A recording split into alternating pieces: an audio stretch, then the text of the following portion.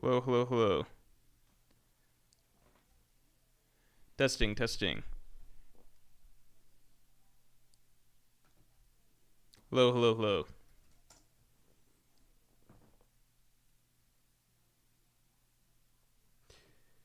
All right. 1 second. 1 second. All right, let me just make sure everything can work. Can you guys hear me okay? Hello, hello, hello. Seems like we're good. Hongshu Mimi saying preying on Morj being late. This is the first time I've seen you in a stream in God knows how long. So I don't know how I'm late. I feel like you've been late. Where have you been? All right. So you guys might be surprised to see that despite moving apartments, the setup seems very similar. That's because I've not had any time to decorate the background. Posters aren't up. If you guys are interested in posters, they'll be up in a. They'll be up next stream for sure. What am I trying to do here?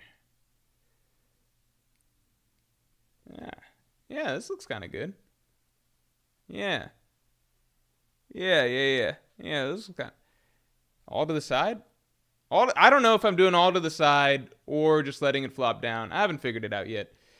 If I do all to the side, then I have to cut this left side more. This is all to the side doesn't look that good.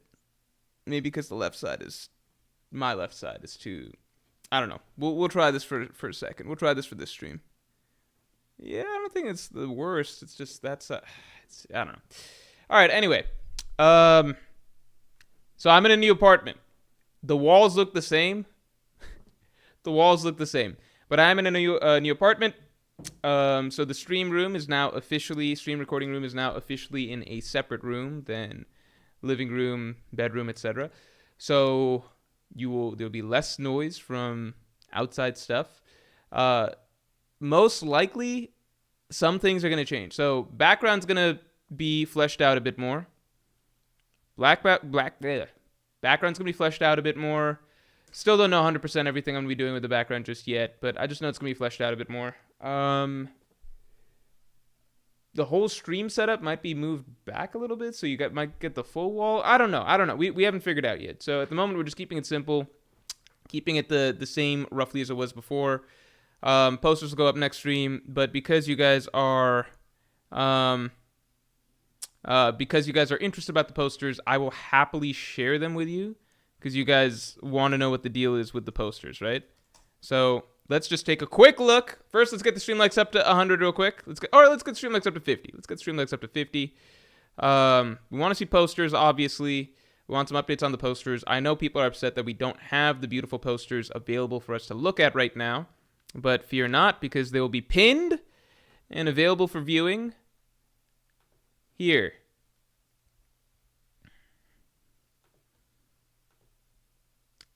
There we go. We got Punk Hazard. Looks fucking phenomenal. Alabasta. Such a detailed depiction of Alabasta. I love this. Alabama, the capital city. Reverse Mountain. Oldie Goldie nostalgia. And Tequila Wolf looking basically like something out of Game of Thrones or out of Soviet Russia. I don't know. What's the deal with Russia nowadays? Huh? Some crazy shit's happening. We're not going to talk about that. I don't even know why I brought that shit up. I will say I've learned more about tariffs in the last week than I ever did during my entire government and politics. What do you call? My entire government and politics 4-year stint in college, which was my major. For those of you who don't know, I'm a government and politics major. Marco Cadillo, thanks for the 2. Morj, make your hair moon-shaped, dye it red, look nice. So technically, Garling's hair isn't even red, right? It's canonically blonde. So, but I see what you're going for there. Let's get the stream likes up to 50 real quick. We're trying to do a road cosplay.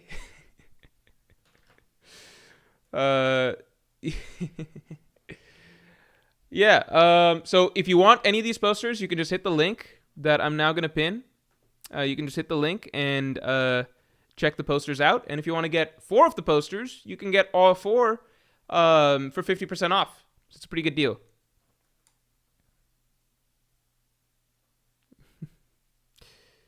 I'm excited to check out the new anime episodes. I have not. I've tried to stay out of the buzz surrounding the episodes, just so I can experience them firsthand. I assume that. I think, from my understanding, I'm not supposed to get my hopes up too high in terms of how the pacing has changed or anything like that. Noah Long, thanks for the 5. You keep saying Robin needs to do something to stop the kids, but how can she? When her hands/limbs get hurt, her main body also gets hurt. That's a good point. Yeah, so she can't actually do anything, right? What if she popped the kids out of the ground like a reverse whack-a-mole, like just to pop him out of the ground, right? Because the thorns aren't on their feet, but then they probably hit their head. So I think you're right. Because the solution Saul had was basically throw a rope. Oh, because Robin doesn't love the kids, right? She doesn't know any of these fucking kids. Why not just get some people that don't fucking know the kids? Get Luffy to solve. Well, I guess if you could get Luffy just like that, it'd be then he could solve a lot of the problems, such as the rest of the Gods Knights. But does Robin really love these kids already? She just met these kids. Send me in there. I'd save the kids. Some random ass kids we don't know about. I feel like any of the visitors have Chopper save the kids. Someone that doesn't love the kids should save the kids, in my opinion. Why was 7 says the new episodes are slow? Wasn't the whole point? Can someone explain to me what was the point then? What was the point of what was the point of this? What was the point of the gap? Robin ain't like Nami? Yeah, like as far as we know.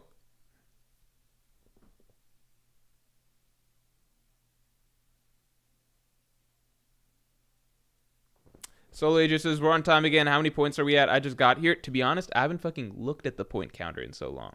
Want to know why? Because I haven't had to. I'll show it to you guys for fun. I mean, you guys can still vote on some other punishments because we might be getting there, right? So we're at 144 points. 144 points. If you guys want to vote for something else, I'm happy to do that. But you're not going to catch me slipping for some time. I will slip up at some point, but so far I've been pretty good. Fading Faces, hey Morj, when are you posting the podcast? The Pirate King podcast? I think I will record it tomorrow. I should have time to record it tomorrow, so let's say tomorrow is the time. So if you are a Pirate King member who has not, this weekend was a move. It was very, very. We're pretty much done. Now it's just the finishing touches, right? So there's a few boxes with random home decor stuff that has to be set up. Office space, as in like recording room space and everything like that. Need to do the background better, make the background look good. But we're mostly I think we mostly closed out everything. So, but the move was very tiring. Just today we were fucking zonked out. Just so low energy. And, tomorrow, I think, is what I had a lot of tasks that I was gonna do today that I've just moved to tomorrow. So, that's basically what's happened. Wait, let me check one thing. Check one thing. Hold on. Yeah, I guess we're good. Yeah. If you guys want to vote for this shit, we can vote for this shit. I'm okay with it.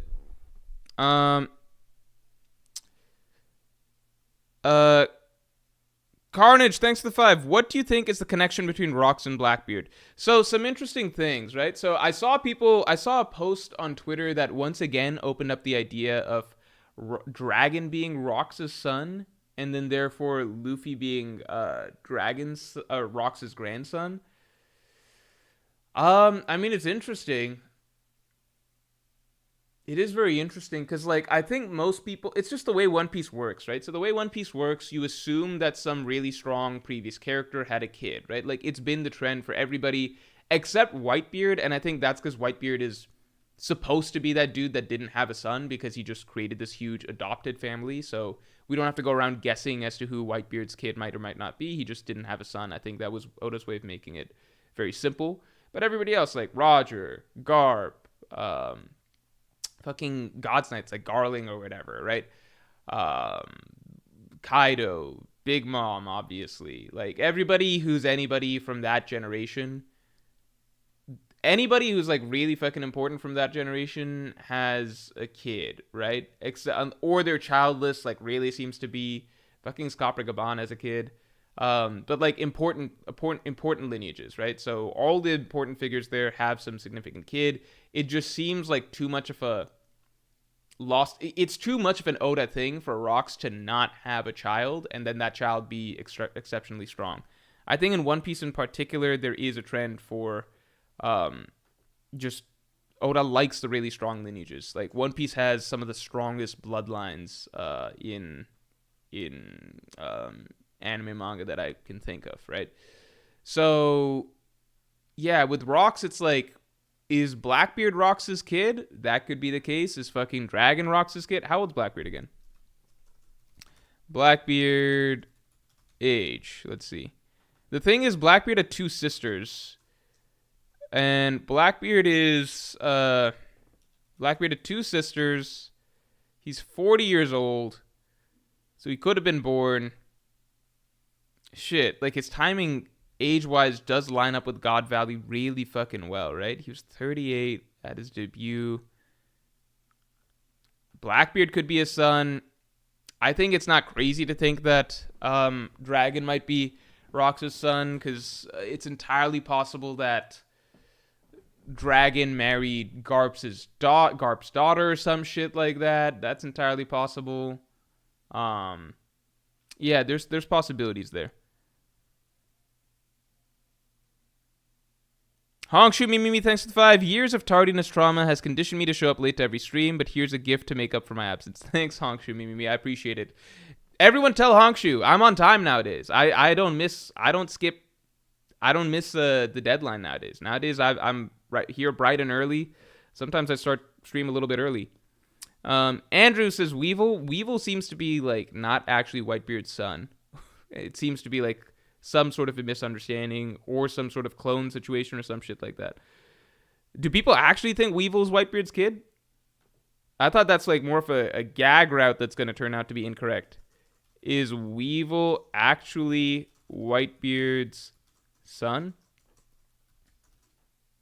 If Weevil's Whitebeard's son, then he should be way stronger. Like Roger had Ace, who obviously like Weevil might be stronger than Ace was when Ace died, but Ace was basically written like he had the ability to become the next Roger. Kaido is Yamato.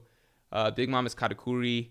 Weevil just got fucking captured by Green Bull. Like Weevil just seems kind of like a bum. You know, I feel like Weevil is strong, but I don't think he's like top tier potential strong. You know what I'm saying? K-Mai says he is on time. It's very annoying. You guys want to do a poll? You guys want to do the poll? You guys can cash in points on some other late penalty.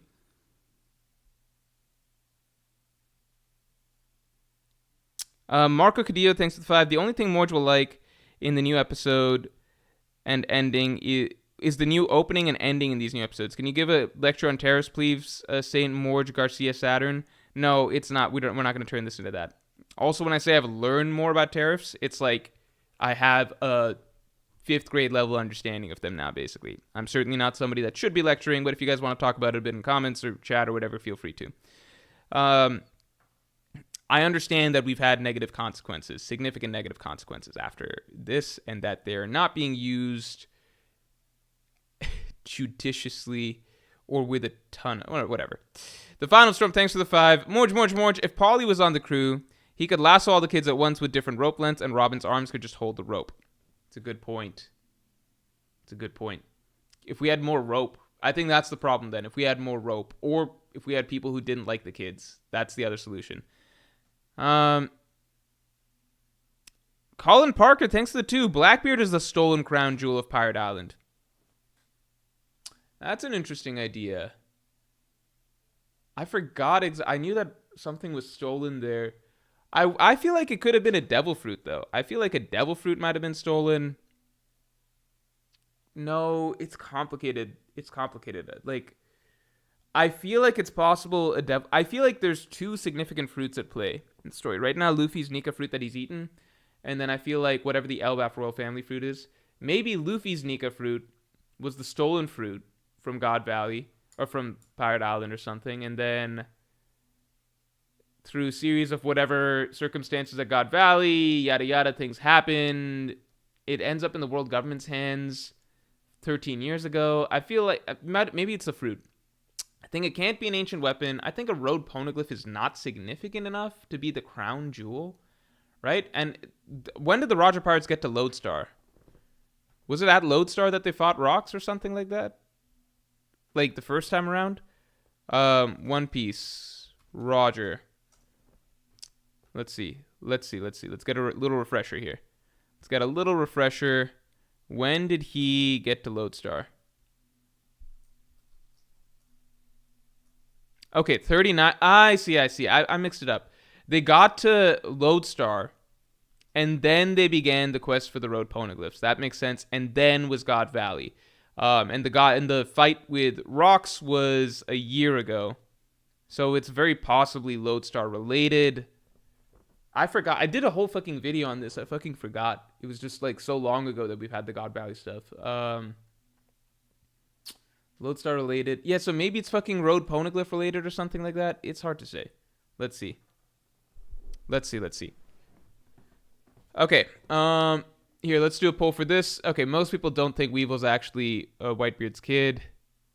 I don't think so either. I think that's kind of the point of Whitebeard, that he doesn't actually have a biological kid. They're all his kids. But we'll see. All right. Do you want to cash in late points? Yes? No? Just make me do the Law cosplay and let's be done with it. We settle the score. We take the points down back lower. And we can move on with our lives. What the fuck is wrong with you guys? Oh my god. You guys are so greedy. What is this greed? Just make me eat a habanero or some shit. Or a jalapeno or something like that. We have jalapenos in the fridge. I will eat one. Jalapenos aren't that bad. I like jalapenos. Habanero, I don't think I've ever... I don't think I've ever... No, I've had habanero stuff in... I don't think I've ever straight up had a habanero, that's for sure. Wow, you guys are so greedy. This greed. This is... I don't know what to think about this. Such a greedy chat. All right. Let's get the street likes up to 50.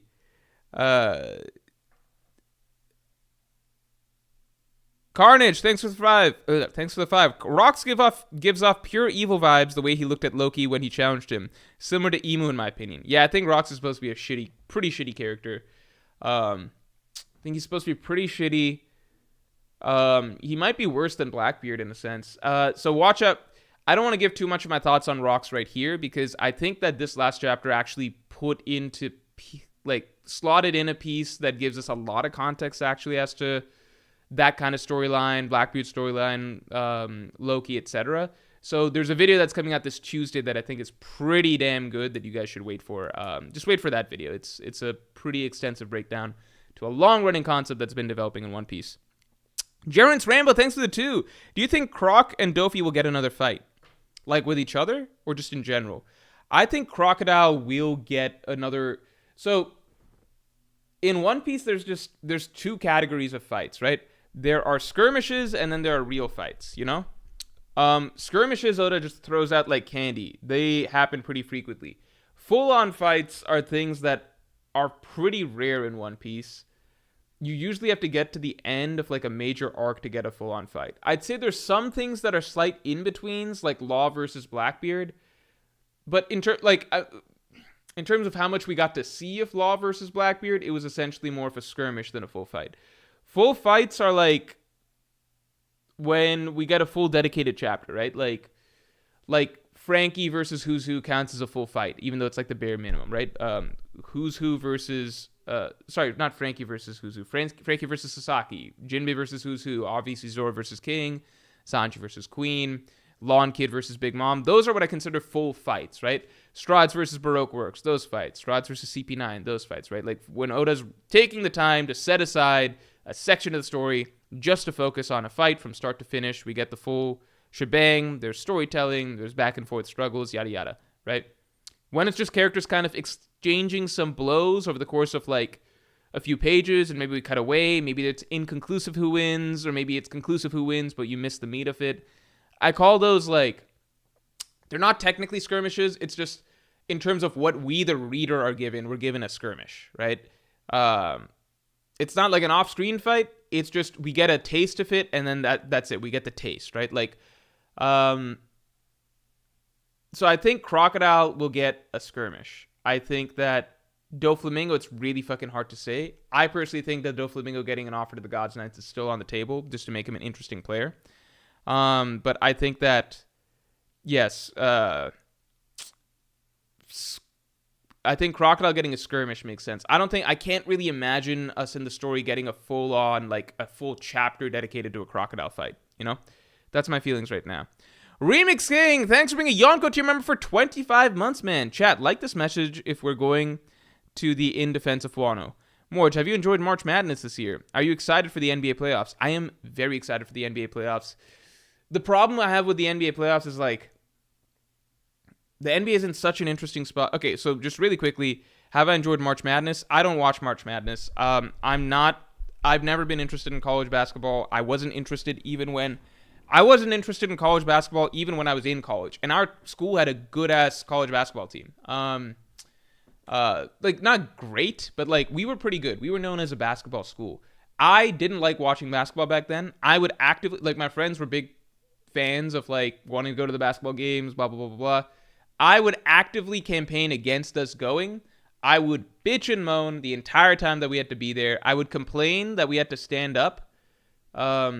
Standing up was more of a thing at football games. God damn, I fucking hated going to the football games and having to stand. Because, like, here's the way it works. So at football games, there's lots of rafters, right?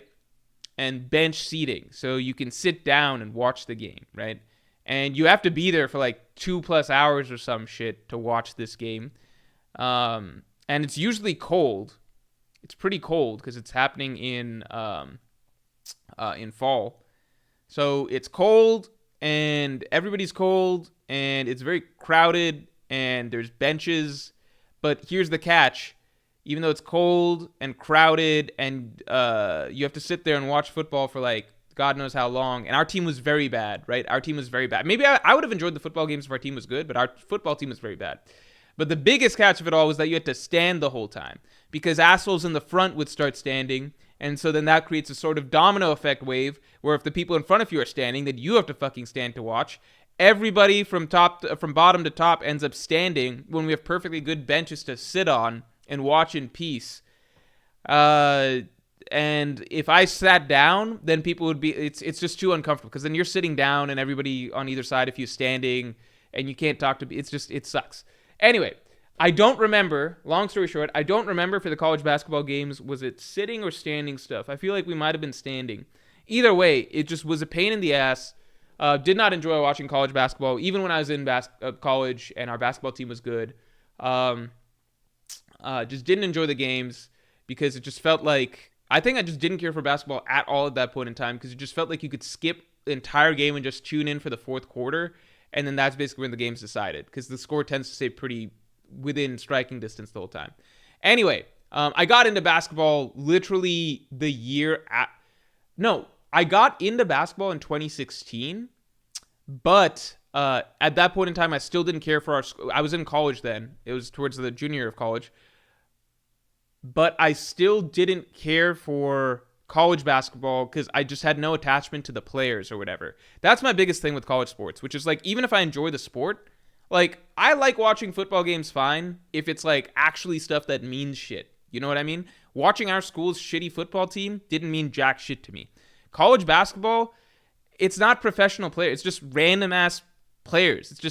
It feels weird getting all hyped up for people that are just kids playing basketball. It just feels weird getting all hyped up for them.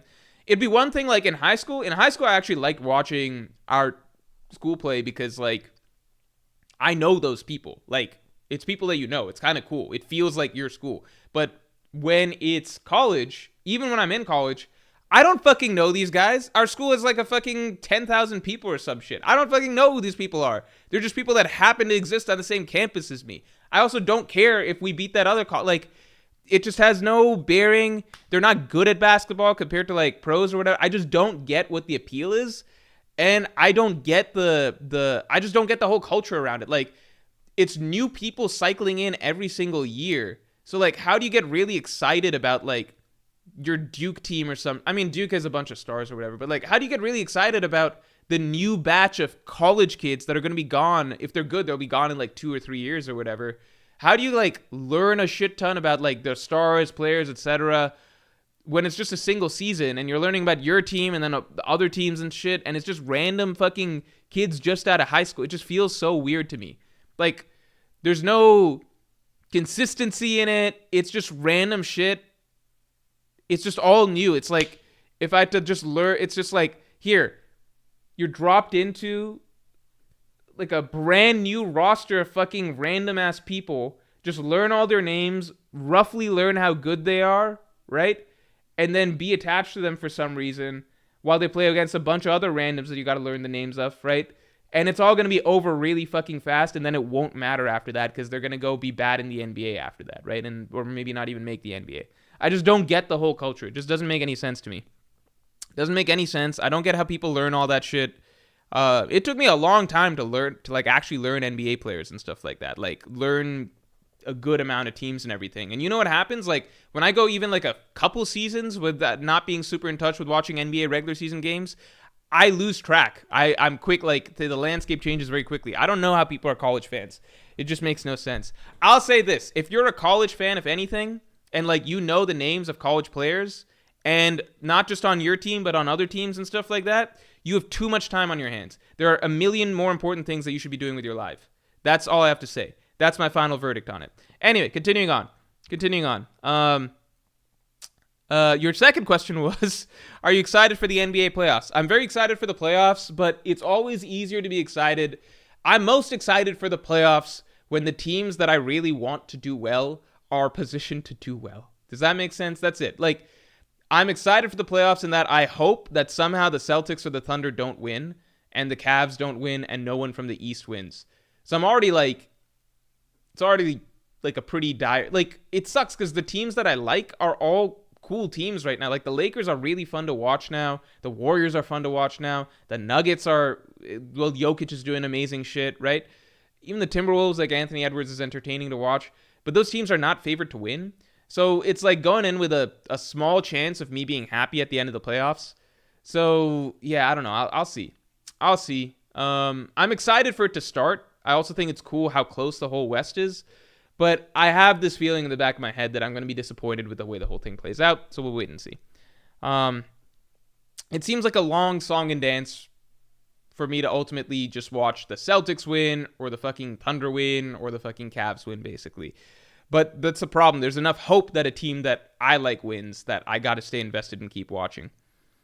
Anyway, enough about that. Dick so small I piss on my balls. Thanks for the 5. Mark my words.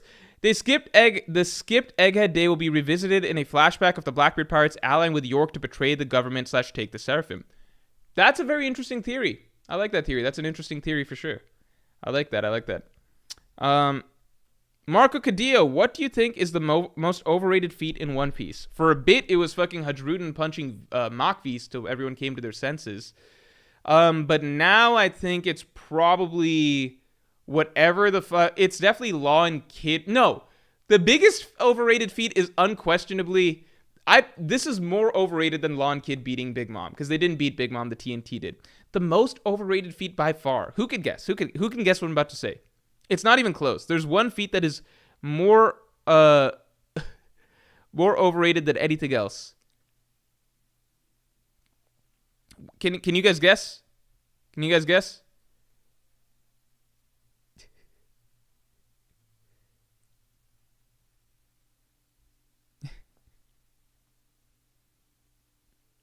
Guess what I'm going to say.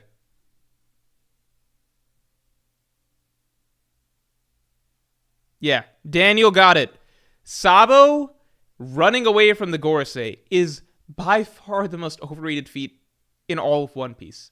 Because people literally have Sabo at like Admiral level or some shit.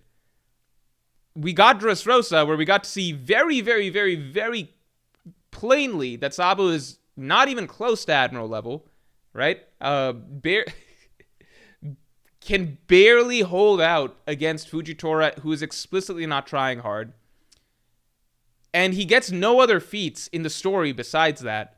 beating Burgess doesn't matter because like Burgess is so weak. That'd be like saying that like fucking like law beating, like at a certain point we just don't count feats that like law beating Virgo isn't relevant anymore in the story when we're power scaling law because Virgo's just not a factor at this point, right? So Sabo's only relevant feat is holding out against Fujitora while Fujitora is not trying hard.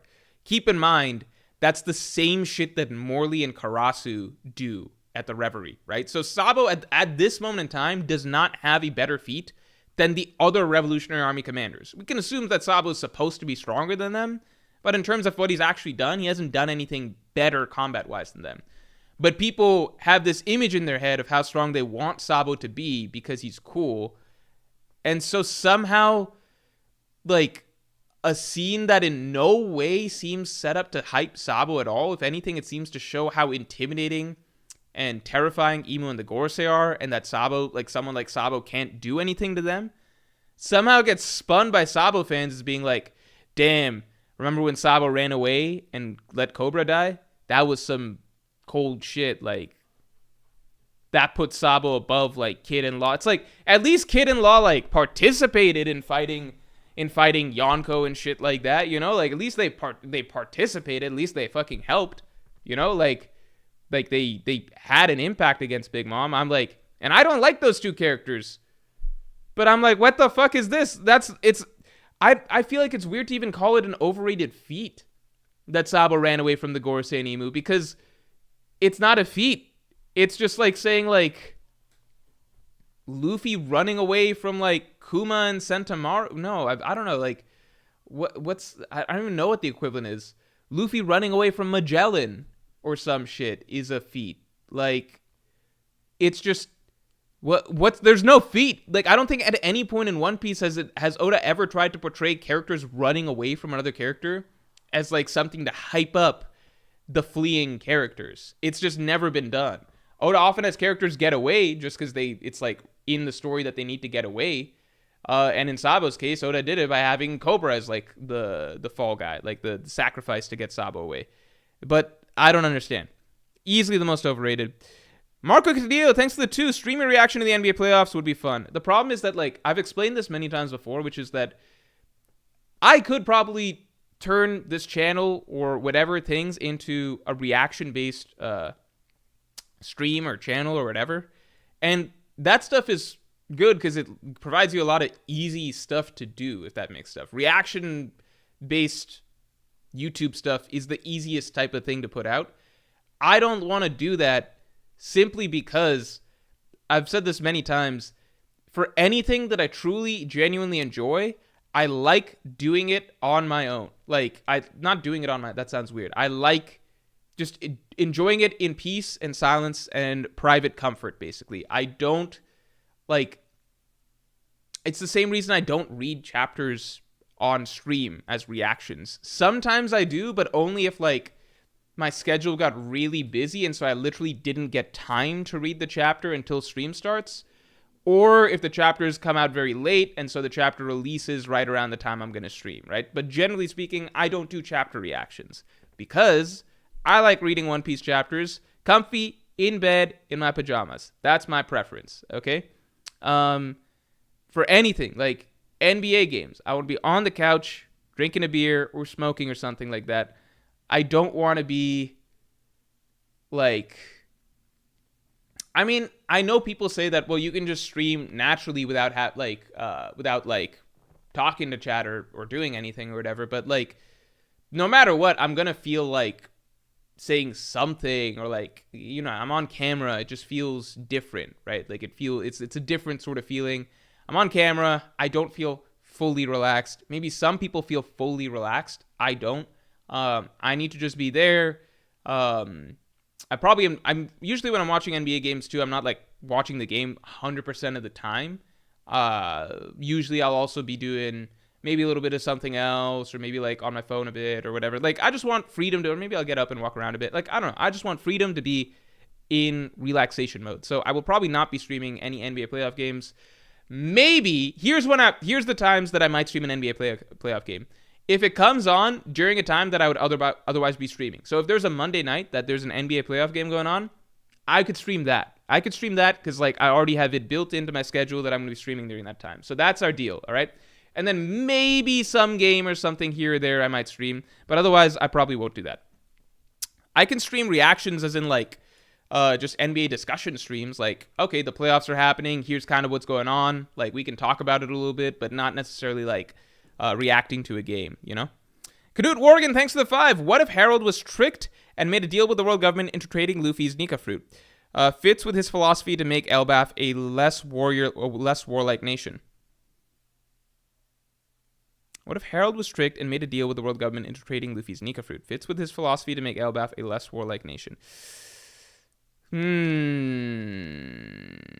That is an interesting possibility. That's a very interesting possibility. I still don't get the sense that Harold was supposed to be a bad dude. I do feel like Rox was there at Elbaf for a fruit-related reason. That's my personal feeling right now. I think there was something fruit-related that brought him to Elbaf. So if not for the Elbaf royal family fruit, what if they always had two fruits, like the royal family fruit and the Nika fruit or something? Because the Giants really fucking love Nika, right? Like they're probably the most... Nika's probably built into their culture more than any other culture that we've seen. It would make sense for them to have that fruit on their island. I wonder if the world government got it from them somehow. Yeah, maybe through trade or something. Maybe through trade. And then Shanks intercepted it. Maybe Loki heard that Shanks had intercepted it, and so Loki went out to sea looking for it.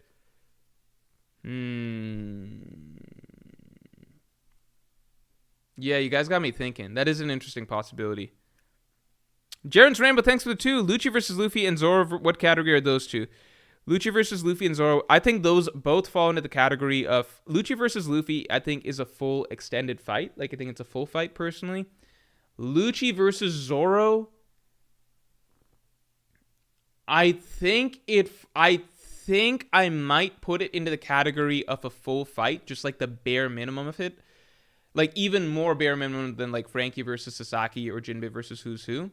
Simply because we get to see the ending. Like, Law versus... like, if you got to fight, like, Law versus Blackbeard, we might have, like, roughly the same amount of action panels as Lucci versus Zoro, roughly. Like, there might be the same total number of panels and pages, but it ultimately... the climax gets off-screened. Lucci versus Zoro, we ultimately do get to see, even though a lot of it's off screen, we do ultimately get to see what seems like the important beats, and we get the conclusion and all that. So maybe I'd count that. Dom, thanks for the 10. Lots of... Oh, wait, by the way, I think actually in that case, maybe Crocodile could get something to that level. So So yeah, maybe Crocodile gets a fight. I don't think Oda would spend several chapters cutting back and forth to a Crocodile fight. But then again, he did it with Raizo and Fukurokuju, so, you know. Dom, thanks for the 10. Lots of food connections in Elbaf. Big Mom, feasts, God's Nights eating the dinosaur, etc. I could see a main reason the Celestial Dragons want Elbaf is the access to plenty of food. That's a good point. I did not consider that. That is a very, very good point. Yeah, because there's so much to hunt and eat, and Elbaf is just a very wholesome nation. Like, they've got their shit together pretty well. And I think one of the biggest parts of that is that they're just free of conflict. You know, like, because other nations that we look at that are wholesome nations are like, is Elbaf low-key one of the... Until we find out what goes on in Heaven Realm or why we were warned by Louis or not to stay too long, I would say at this moment in time, Elbaf might be the best nation that we've been to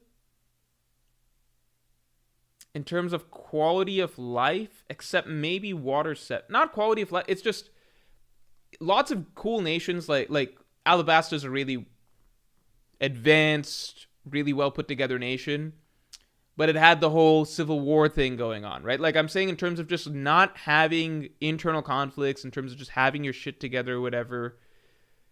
Like, Drum Kingdom had its situation. Alabasta had its situation, right? Like, internal conflicts. Skypiea, obviously ruled by an evil god. Amazon Lily, it's cool, but it's always under threat of, like, they have to kowtow to the world government. Otherwise, like, they can be like, if Hancock doesn't do what the world government says, then they send ships over there, so they're subservient or whatever. Wano, obviously the whole situation with Kaido and Orochi and shit like that. And Wano just seems to, even outside of Kaido ruling it, it seemed to have lots of internal conflicts, like Ashura Doji and shit. It just there's lots of internal fights between Wano, it looked like, or some whatever. It seemed like it wasn't just like a fully nice, peaceful nation. Dressrosa, obviously the whole Doflamingo situation. Fishman Island with all the discrimination and racism and shit and stuff that they face and oppression.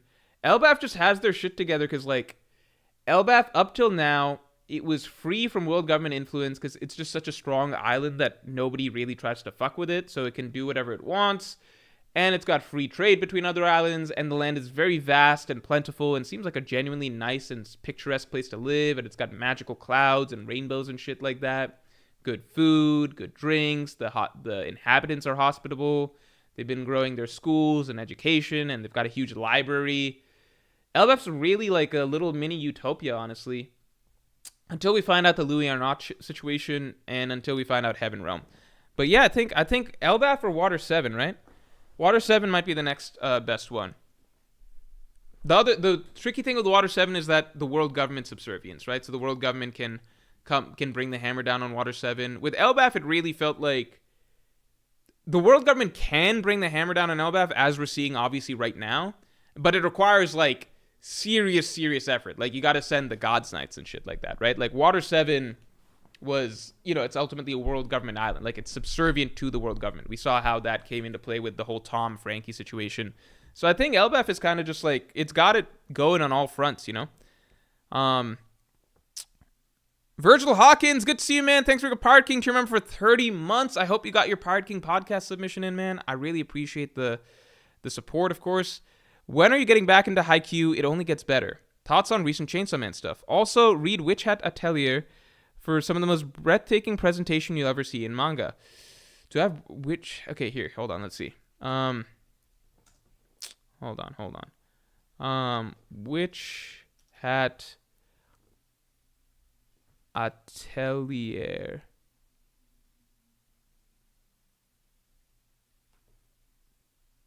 Here, I've got it in my plan to read. Plan to read. I might give that a shot. Haikyuu, I don't know if I'm gonna get back into.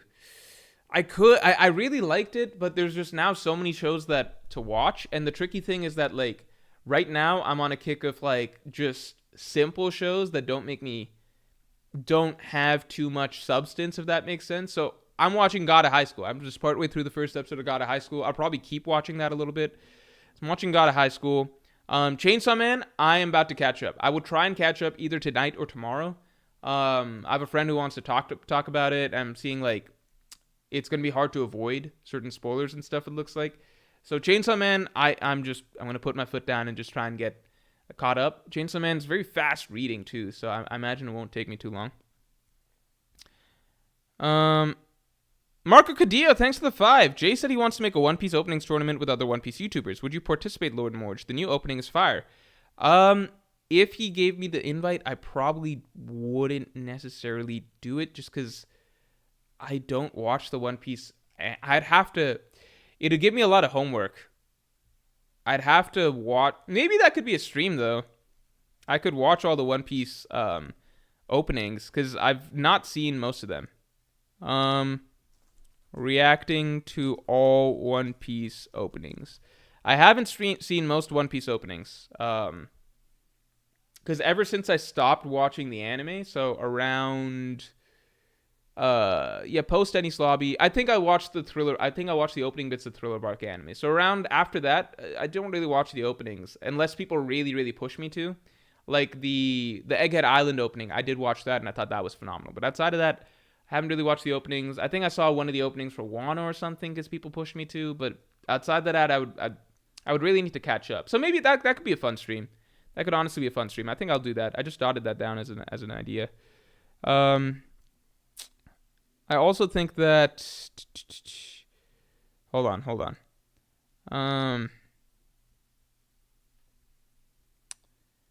Yeah, Yeah, I think just in terms of openings, I usually skip anime openings in general because I feel like they just have spoilers. I guess with One Piece, there's no need to worry about that because I'm all caught up. But I just don't feel like sitting through a music video. I just want to get to the show, you know? Just want to get to the show. That's basically it. All right. I think me viewing the openings will probably also have like reacting to the openings just fresh. I think that could be pretty cool because that seems actually I'd actually have a lot of fun doing that stream. How many openings are there? There's like 50. One Piece all openings. I think that could take a long time. That could take an hour. Yeah, an hour. That's not bad. Shit, I kind of want to watch this. I kind of want to watch all the openings right now. I'm not going to do it right now. Ace by Comeback says, rare Morj W. I hate openings too. I don't even hate them. I just find them like a waste of time. I think with lots of anime, I like this because if it's an anime that I also don't know the plot of, I never want spoilers. It's just not worth it for the spoilers. I just find opening culture kind of silly. I get that it's part of anime's culture or whatever. I think anytime I watch anime openings, I'm just like, couldn't this animation time, because like you require animators to animate this, right? So couldn't this animation effort have just gone into an episode instead or something? Like the Egghead opening, right? Yeah, was the Egghead opening made by Ishitani? Yeah, the Egghead opening was made by Ishitani. To me, it's just like, I think the opening's really cool, but I'll take an episode over that any day of the week. Ishitani made episode over that.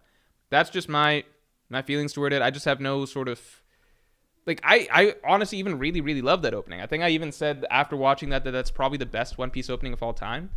But I also just don't care about the openings that much. So yeah, I would just take an episode over it. That's all I got to say. I just don't. I would rather they just have a 2-minute. I mean, I get openings obviously have to exist to fill out runtime, right? So that helps. So you just need to fill out runtime.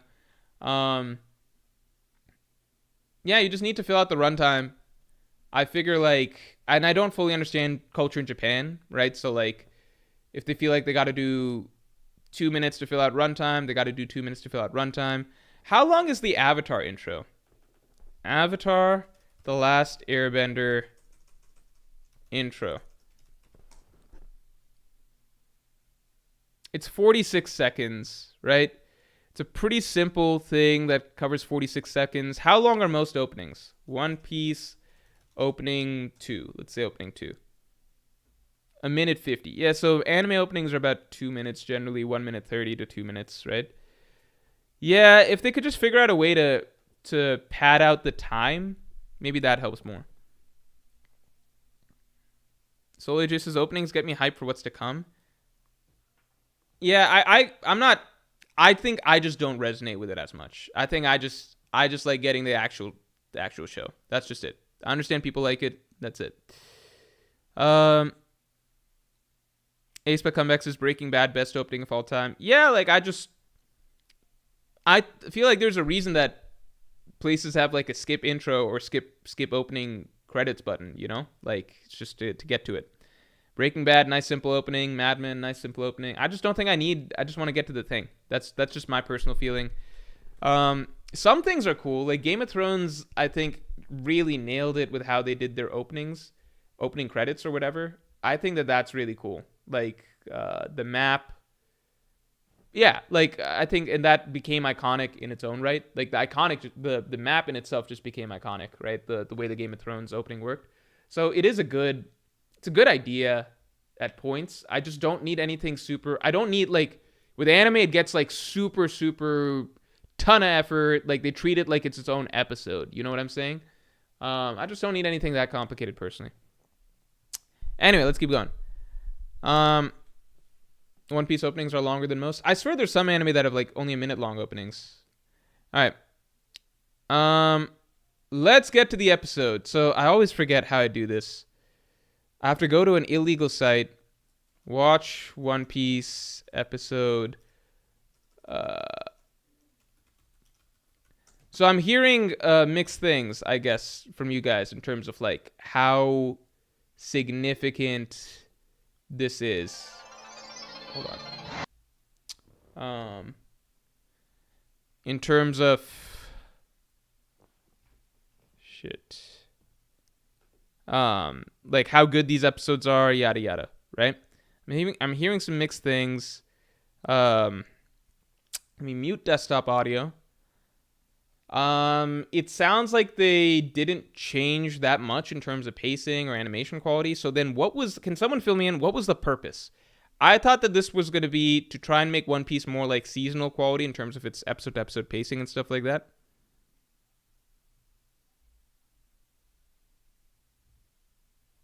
Let's see. Let me judge for myself. Just keep in mind, my opinion of the One Piece anime is so low that it's possible that like I might actually just really enjoy it, you know? Because like I've been blown, like the last several Egghead episodes that you guys have had me watch, I have been genuinely blown away each time by how good they actually end up being. So let me see.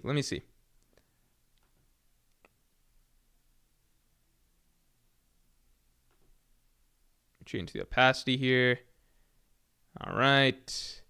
There we go. All right. And desktop audio is muted. So that should be good. Can you guys hear me fine? No issues with this. All right. Let's just get into it. Let's get watching. Don't watch it on this. Yeah, I'll watch it on this screen. All right. Shift some shit around. All right.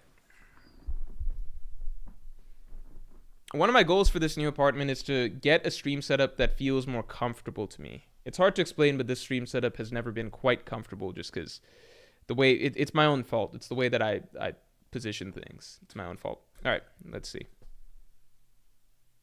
All right. Let's get the stream likes up to 75. Oh, no, let's get the stream likes up to 100 real quick. I thought it was mainly to fix the pacing. That was my main thought. I thought that was the purpose of this. All right, let's go. Why am I not hearing audio? What's going on? The fuck?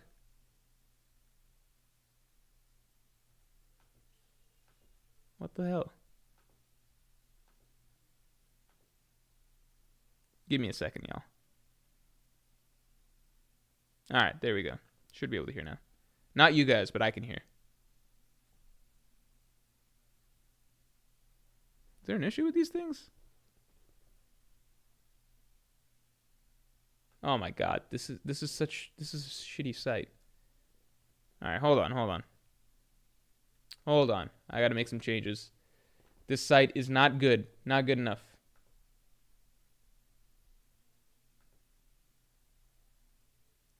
Not on Crunchyroll.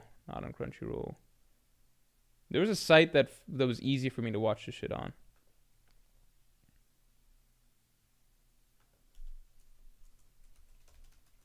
Online free. I will never understand how other people are able to watch it on Crunchyroll and shit. Or maybe I just roll with this. Maybe I just roll with the thing that I saw earlier. Maybe it's good enough. I just don't know why I wasn't hearing audio.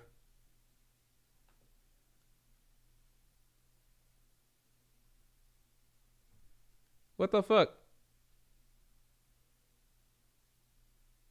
Give me a second, y'all.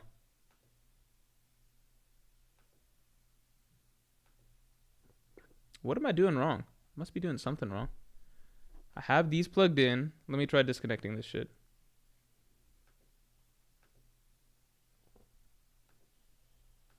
The audio is playing fine. It's just not coming through my headphones. Fuck. That's not good. I need this shit to come through my headphones. Otherwise, it's kind of a problem. Okay. Play for me.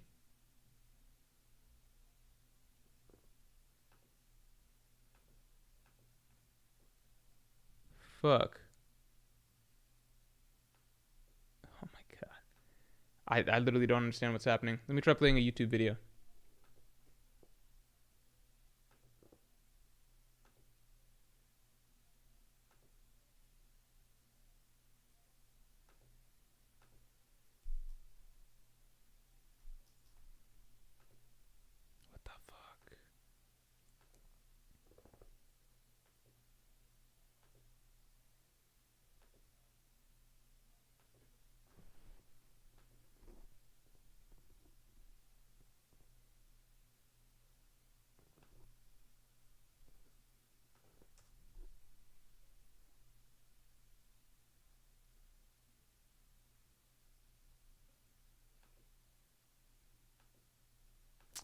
I might have to listen through just fuck. Might have to listen through computer audio. This is really not good. Because I'm worried. Okay, hold on. I can't have the mic pick it up at all. So let's see. Just can't have the mic pick it up. Let me see. If I hit play here, are you guys able to hear it?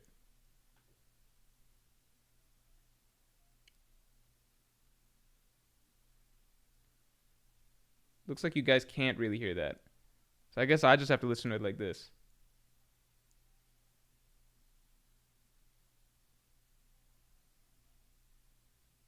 All right.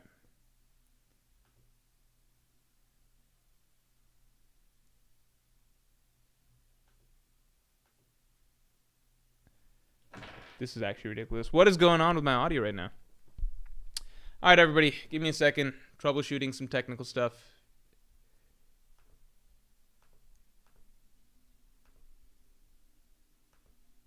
Yeah, it's my audio just straight up not working. Fuck.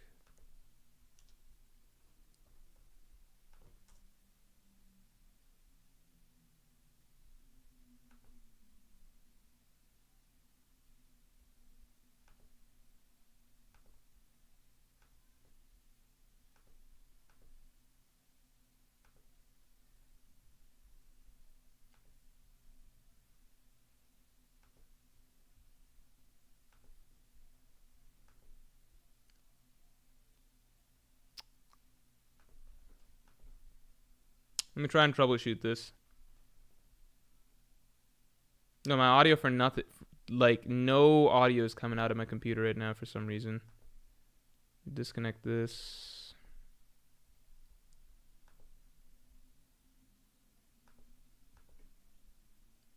No. Okay, some audio is working. Some audio is working. Let me see if this works. It's just my headphones. It's just my headphones, basically. Just my headphones. So what I'm going to do is I'm just going to have to listen to it. I have some, like, headphones that are manual. Not manual, like wired headphones, but I have to go find them. I'm worried about getting audio struck here. Let me try one more time connecting this shit.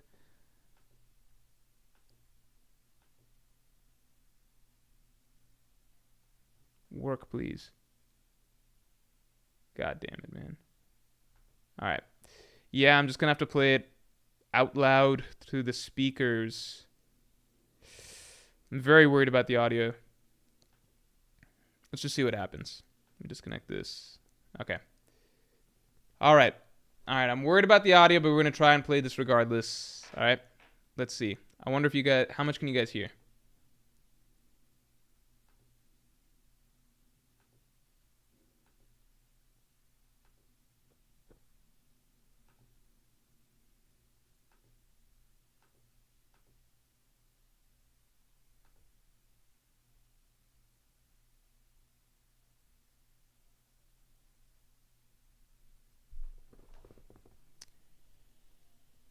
All right. I'm going to turn this down a little bit. Yeah, I'm just going to make this quiet. This is the way we're going to have to do this.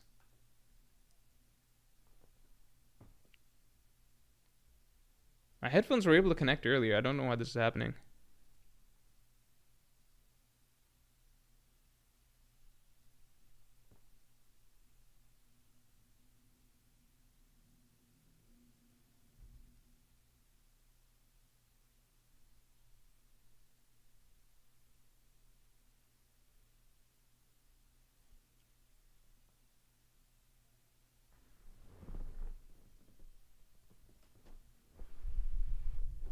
Just going to move this like as far away from the computer as possible.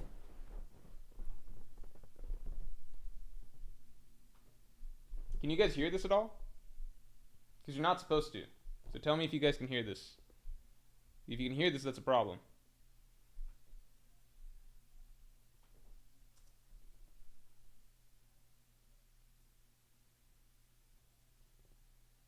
All right. Good. All right. Oh, this is some catch-up shit. This is some recap shit. Okay.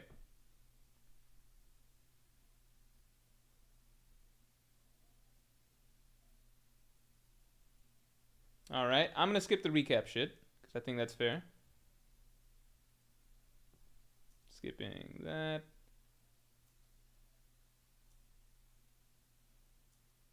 Yep. All right. I do love the animation style of Egghead. Like, this is really cool. I love the animation style of this arc. All right.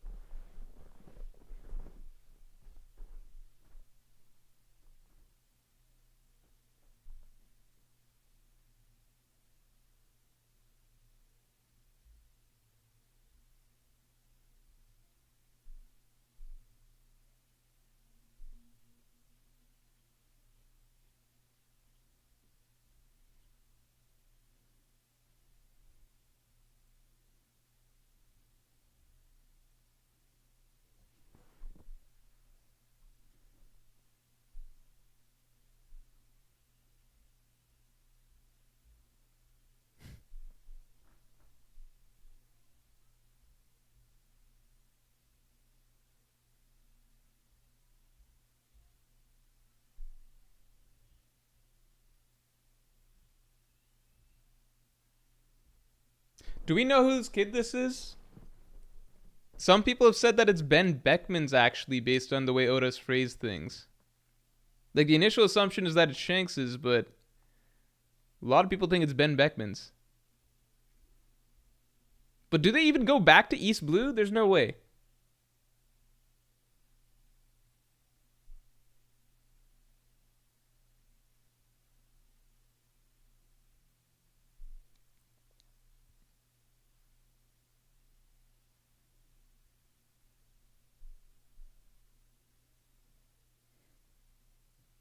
It's that man's kid? Yeah.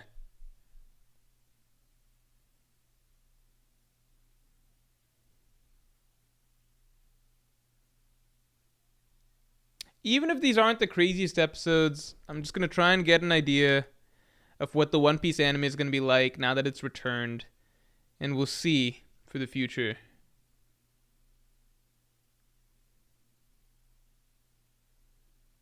Again, the animation quality is really beautiful. At least for some shots.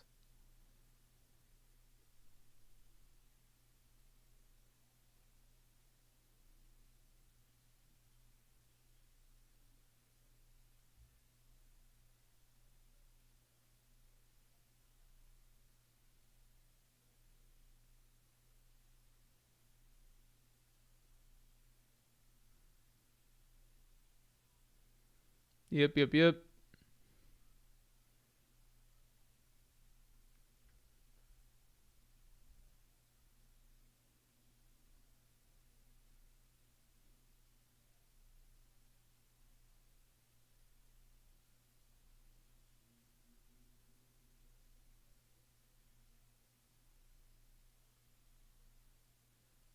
They're showing Laboon.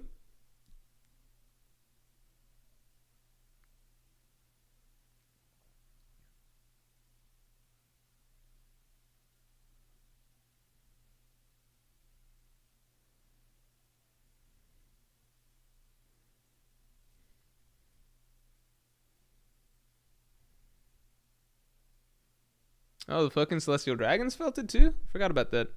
Did they?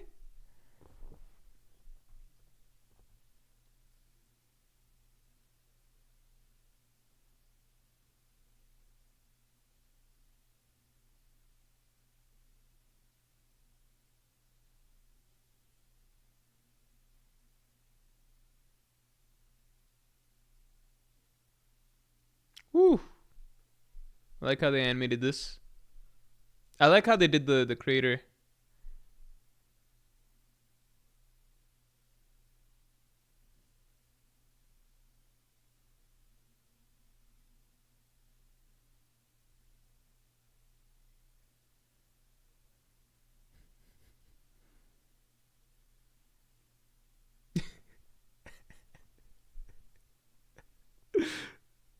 That's actually funny. Was that in the manga? I don't remember that. That's funny.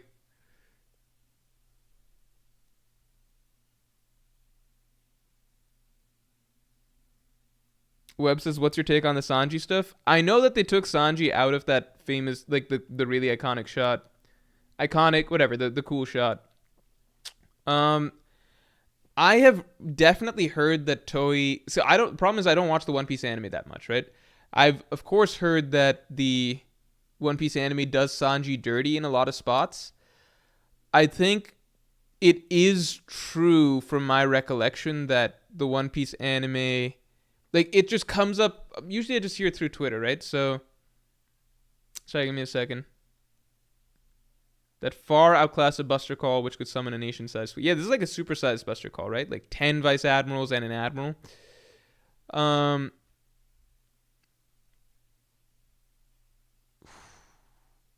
I'm trying to imagine how I'd feel about this if I was an anime only. Like, how much would I be enjoying? Oh, okay, cool. 9 vice admirals. The chin guy. Everyone's favorite doll. Admiral Kizaru with the troll face.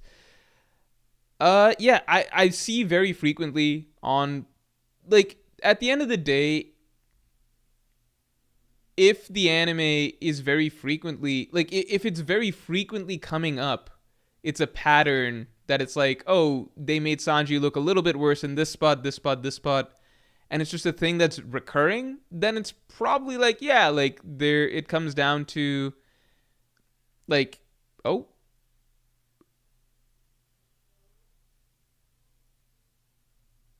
shit.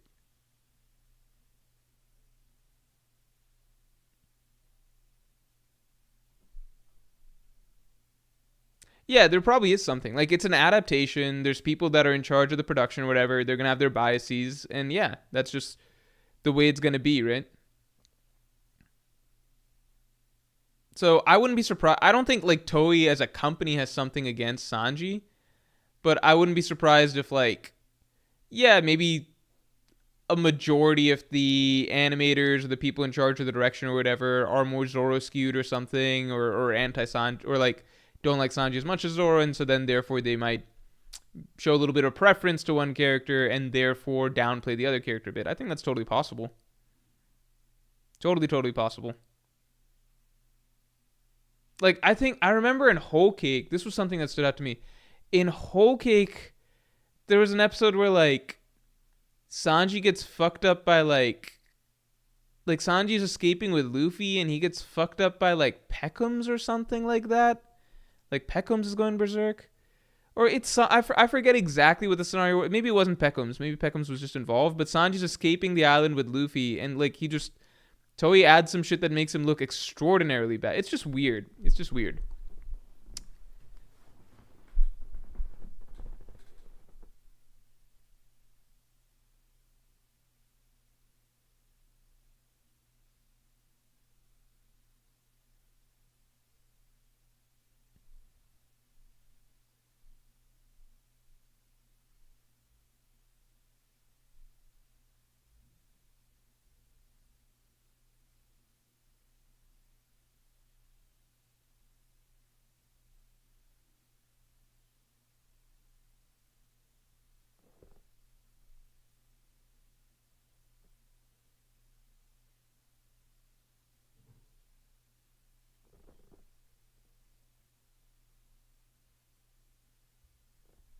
People are debating Sanji versus Queen.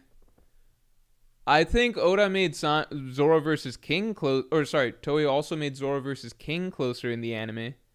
I think that not closer, but I think it was more of a process for Zoro to overpower King in the anime. I might be wrong.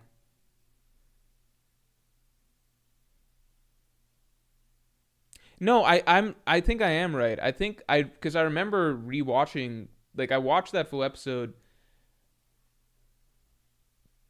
There were moments that Oda had Zoro continue to struggle. Like, yeah. No, I actually straight up can remember. I straight up can remember because like there was a bit in Zoro versus King. This was after Zoro got his King of Hell power up and everything like that, like the Advanced Conqueror's Haki power up. Um, he was like attacking King, and then King was pushing him back, and then Zoro like Zoro would fly at King, clash. King would push him back. Then Zoro would fly at King again. King would push him back. It's hard to explain, but it was a sequence where like Zoro kept attacking King, getting pushed back, attacking King, getting pushed back. Whereas in the manga, it was just very straightforward. Like once Zoro got that, King could no longer hang with Zoro in terms of like sword to sword. Like King had to play keep away or use magma and things like that. As soon as they got up close with each other, King was on the back foot and had to keep retreating. So at a certain point, it's like they're also just going to extend fight scenes to a degree. So I think that's part of it too. I do think that Sanji versus Queen, I preferred how it was done in the manga to the anime. Versus Zoro versus King, I thought the anime obviously made it way cooler than it did in the manga. Because Sanji versus Queen, the finishing set of moves, it was very, very like it was done in a very fluid format in the anime. Like it looked beautiful, visually really beautiful. But they did a thing where like in the manga, it's like supposed to be like a continuous combination of attacks that concludes with the beef burst sending Queen out. Whereas in the anime, because they got to pad time or whatever, they just cut the momentum. So Sanji does a combination of attacks that seems really cool. And then there's a long pause where like Queen's getting back up and Sanji's kind of like standing there and stuff. And then like there's just like a whole break in between that they take. And then Sanji charges Queen again and hits him with the... What the hell's happening right now? What is going on? I've missed some shit. Then Sanji hits him with the finishing move, the beef burst. Which is... I did not like how they did that in the anime because it was like a really cool momentum swing. Sanji had a lot of momentum and just was just like knocking Queen around, and it felt like it was all building up to a climax of Sanji delivering the knockout kick. But the anime paused it and then kind of reset the situation and then just had Sanji get one last kick in at the end. Really killed the cool momentum that was going.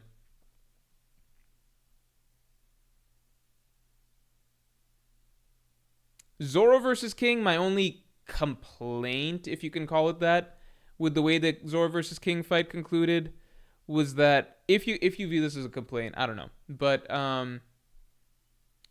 I like seeing... For swordsmanship fights, I like seeing the finale. Like, I like seeing the cut, if that makes sense.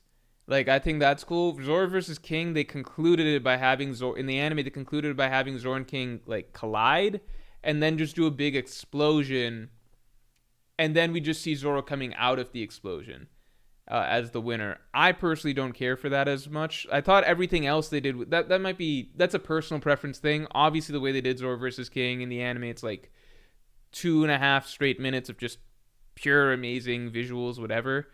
It's just my preference. I think like I would have liked to see Zoro just like cutting through King's final attack the way that we got in the manga. But that's a minor thing. Obviously, the anime elevated the scene overall like tenfold. It's similar like Zoro versus Mr. One. I would have liked to see the cut in the anime. In the manga, we don't see the cut either, but I felt like the anime could have taken some artistic liberty and shown the cut for that, you know? Marco Cadillo, thanks for the 2. Episode is boring, huh? Stay tuned for next episodes, lol. I mean, I'll see. Like, let me watch it. Let me see. How many chapters is this covering? This covers a full chapter?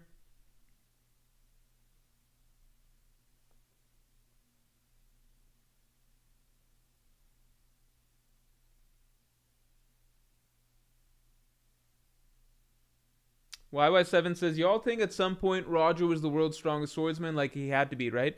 So here's another thing that's thrown in the mix. Rox also uses a sword. Or he uses a blade. Whitebeard said that Rox used a sword against Loki, implying that that's his main weapon or whatever.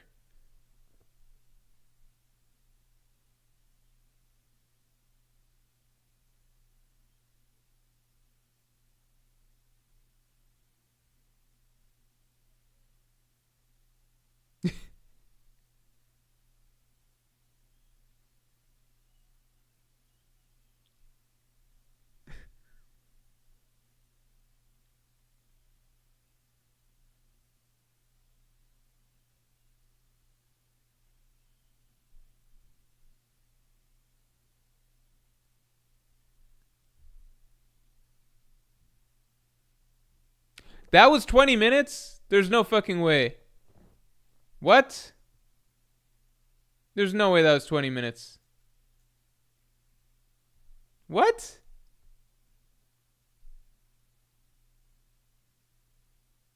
So there's 18. This is 18 minutes. What the hell happens for the rest of this fucking episode? What the hell am I missing here? Oh, okay. So there's a scene afterwards. Okay, there's a scene afterwards. I was confused. Okay. I was like, that seems really short.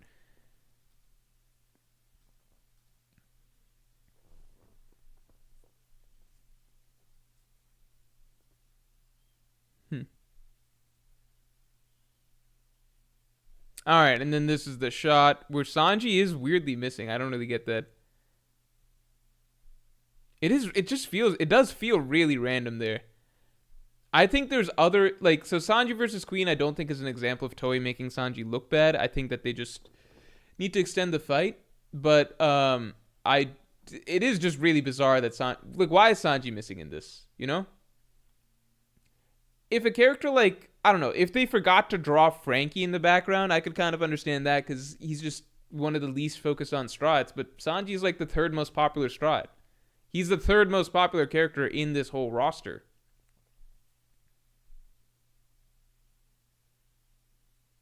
This takes me back to all the theories that were going around right here. People felt like myself included, people thought that Katarina Devon was had transformed into one of the Strides, so people were trying to theorize, like, who could she be, or whatever. Some people took issue with what Robin said, so a lot of people speculated that Katarina Devon is Robin.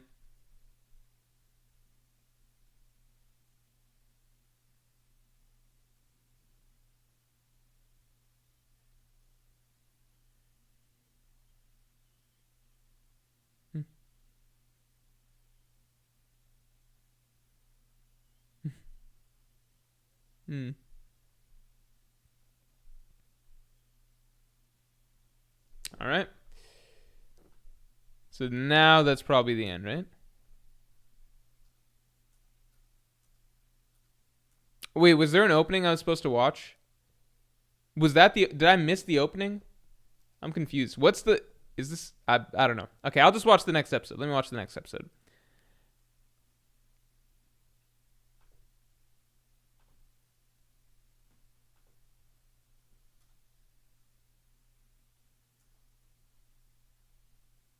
Okay, so I'll watch this opening. Here, let me watch this. I'm watching the opening.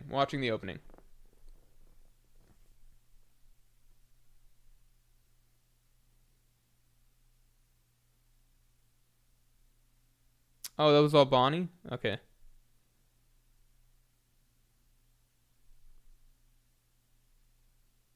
I didn't realize that was an opening. It came at the end of the episode. I thought it was an ending. Let's get the stream likes up to 100 real quick for watching the opening.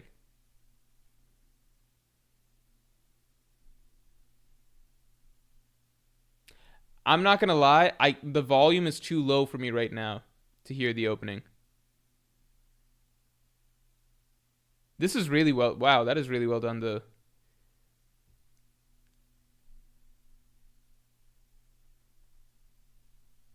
Why is it fucking loading? Okay. Whoa. God damn it. Okay.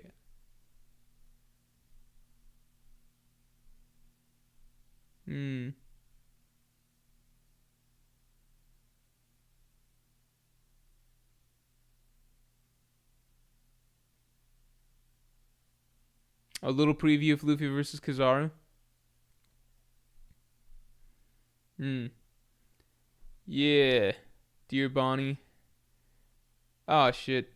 I'm very excited for I think when we get to the Kuma flashback, I will watch those episodes, at least the key episodes of that. If the pacing's good, if pacing's good, I'm always happy to watch One Piece. Last episode seemed to adapt about a full chapter, right? So let's see. I think...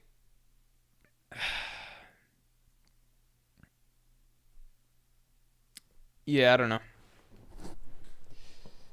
A chapter an episode is still really slow. But I guess, yeah. I don't know. Covered this. If I just accept that I have to skip a large amount of stuff. All right.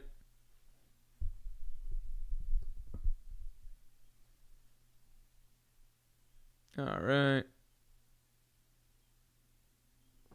I'm going to lower the volume a little bit.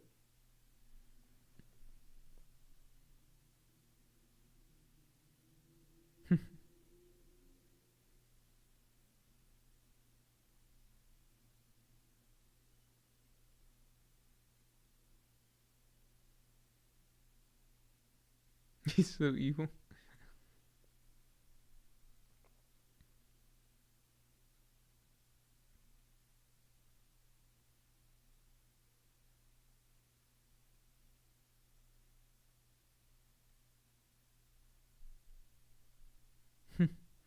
Vivi. Just confused. That's what he said. He already introduced himself as that, right?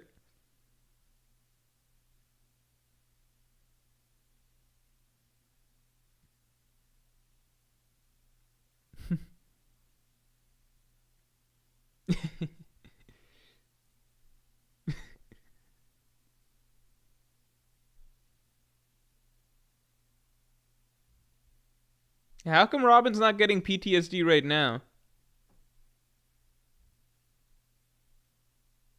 Isn't Robin supposed to be getting PTSD?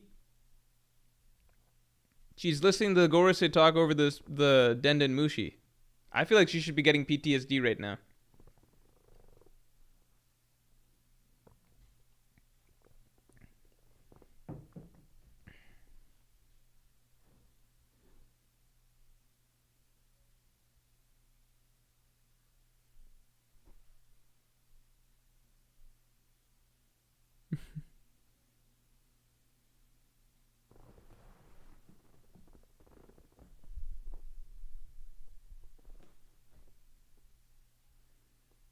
Amartya Sinha says, wasted the 6 months.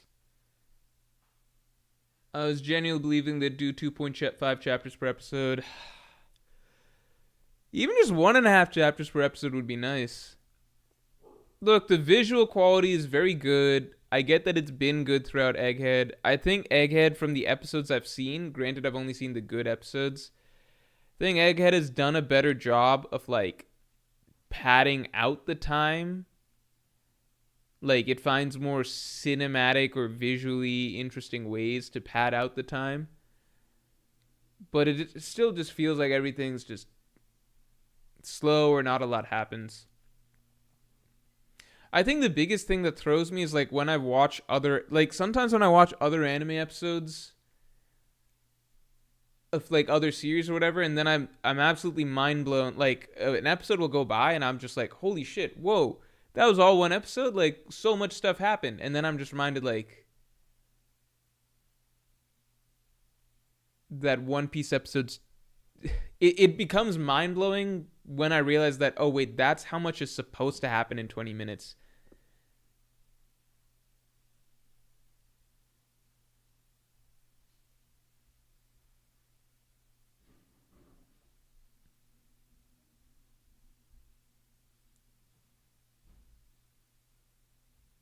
Fidu says 1.5 chapters per episode would be perfect.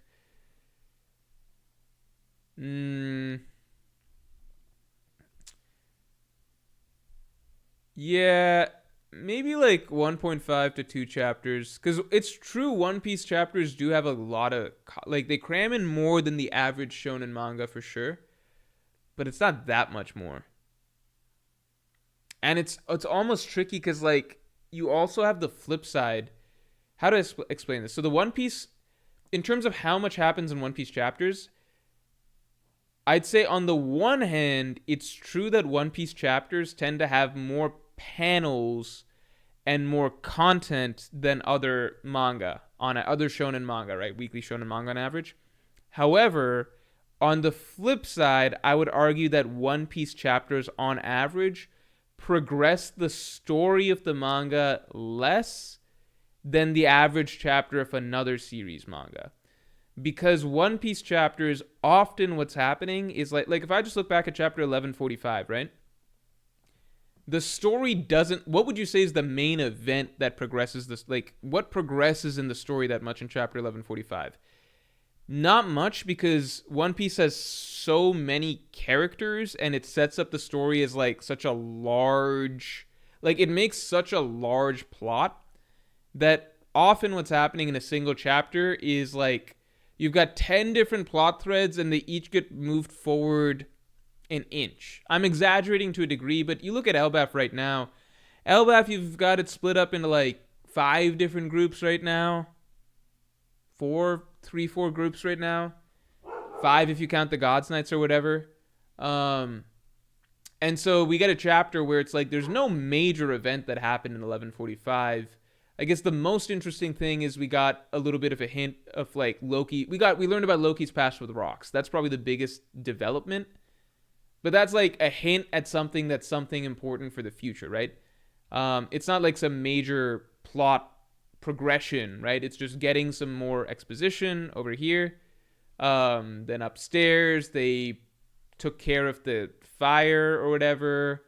Scopper Gaban and Dorian Brogy, we got a bit more action from them, so we're getting to deal with the giant monsters problem a little bit more, right? Frankie found out this robot, so we progressed that. Everything progresses a tiny bit.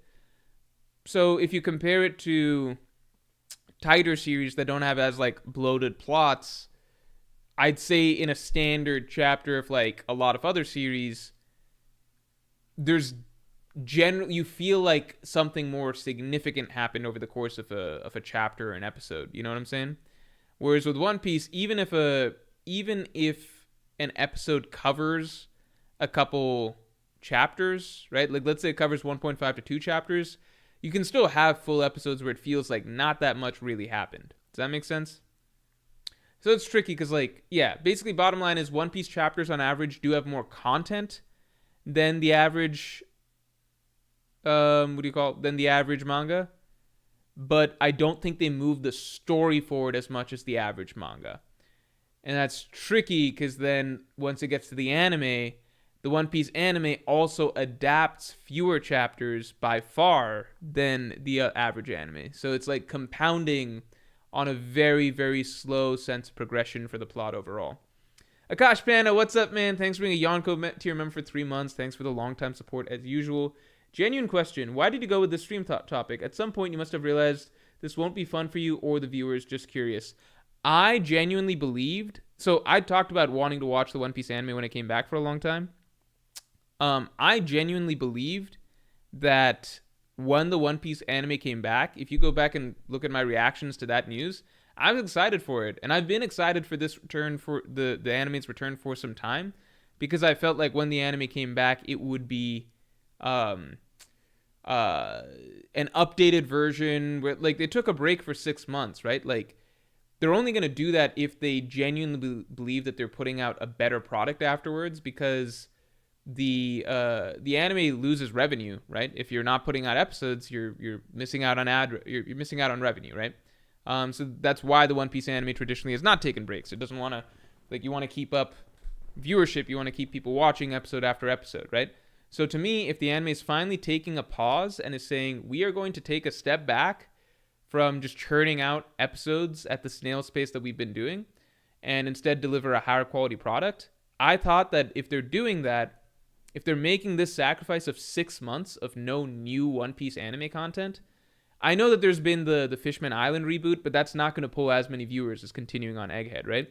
So, the One Piece anime, if they're doing that, I genuinely felt that like the reason they're doing this is to produce better quality anime episodes going forward, right?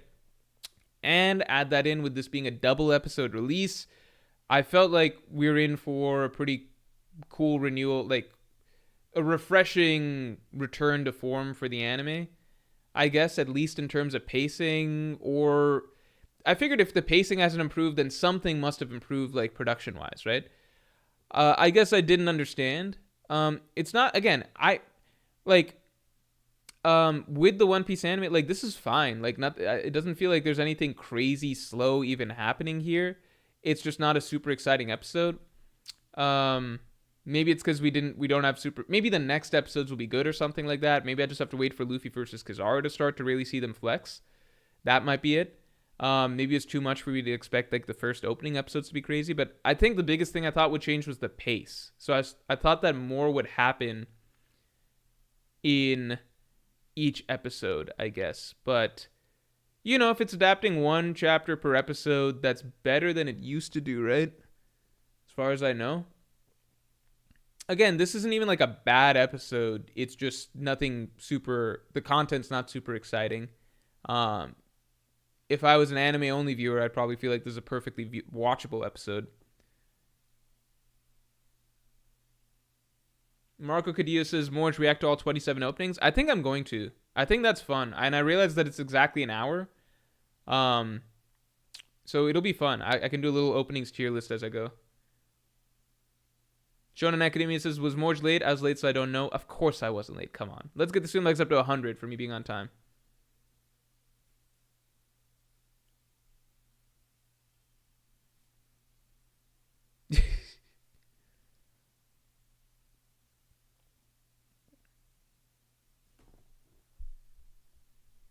Yeah, from 0.75 chapters per episode to 1 chapter per episode. Yeah. It is what it is. Look, if the pacing even sticks to 1 chapter per episode, I think that's fine. Not fine.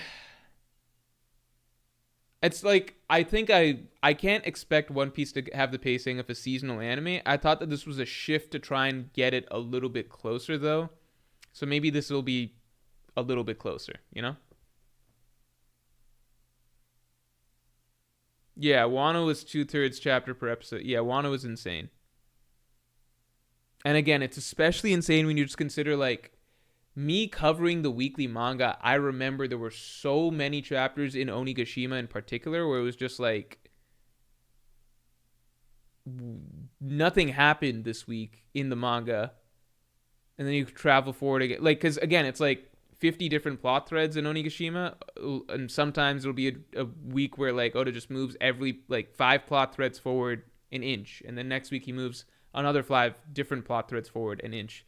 So you could go like 4 or 5 weeks in the manga with nothing really significant happening, and I was just like, so in the anime, is that just like 3 straight months of just nothing? I remember at this point in time, people started to think that Bonnie might be Katarina Devon because she was strangely upbeat or whatever here.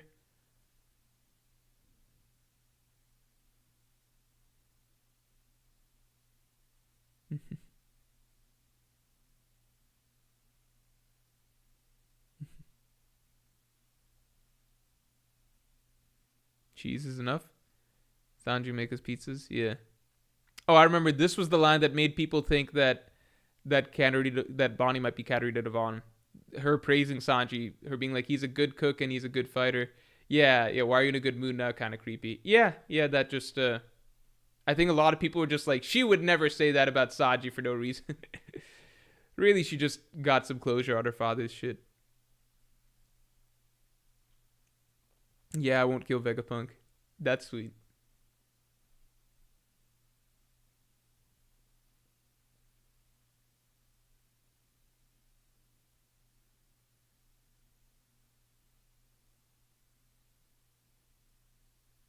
Hmm.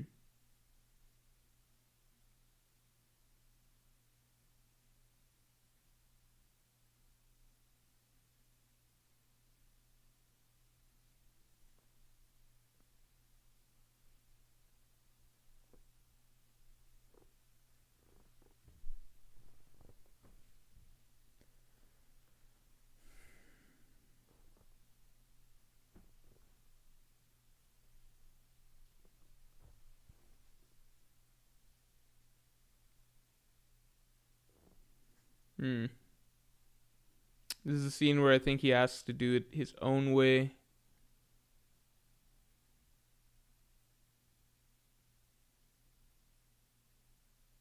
All right, so at least this episode we're gonna get. Do we get Luffy versus Kizaru here?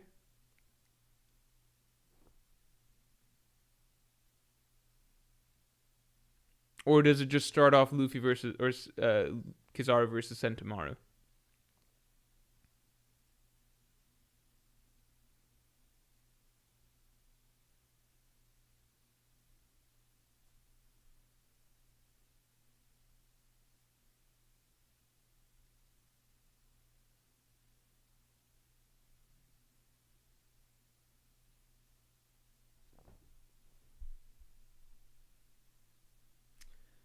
Joshade301, thanks for the 5. They haven't added any extra reactions or padding.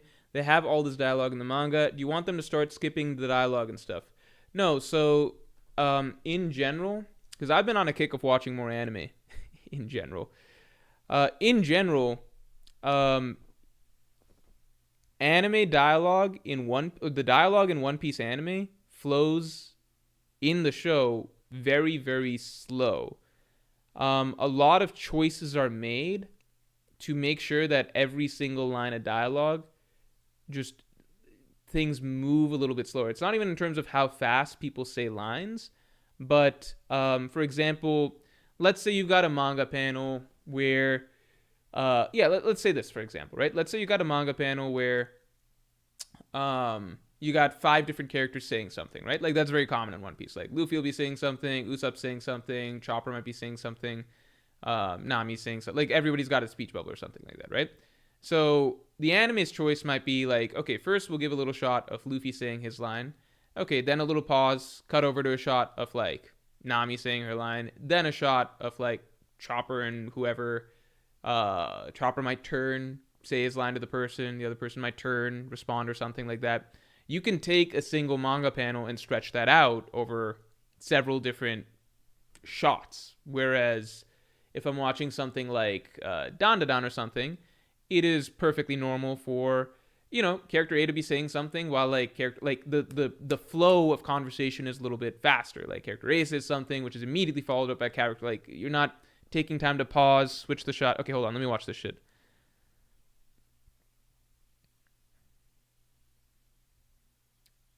Shit. All right. The final battle of Egghead is kicking off right now.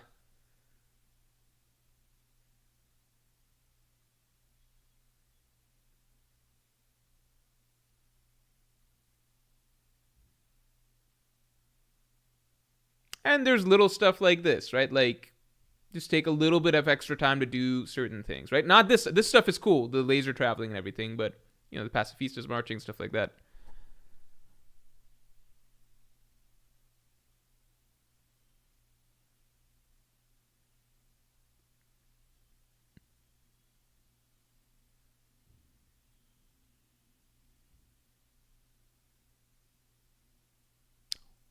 Ooh, shit.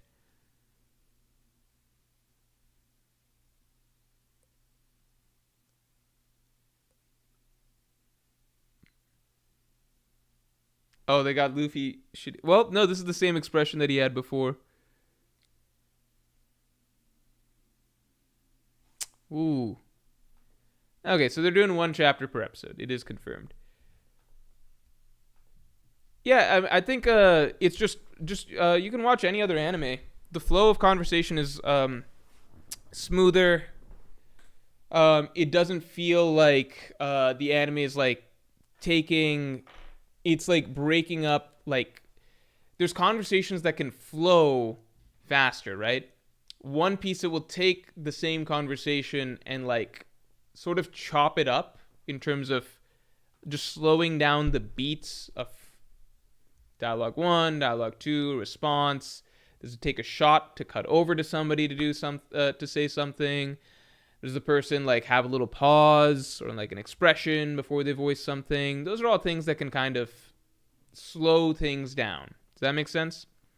That's at least what I've experienced with One Piece anime dialogue versus like, for example, simple example, right? So this chapter that I just watched, I could compare it to.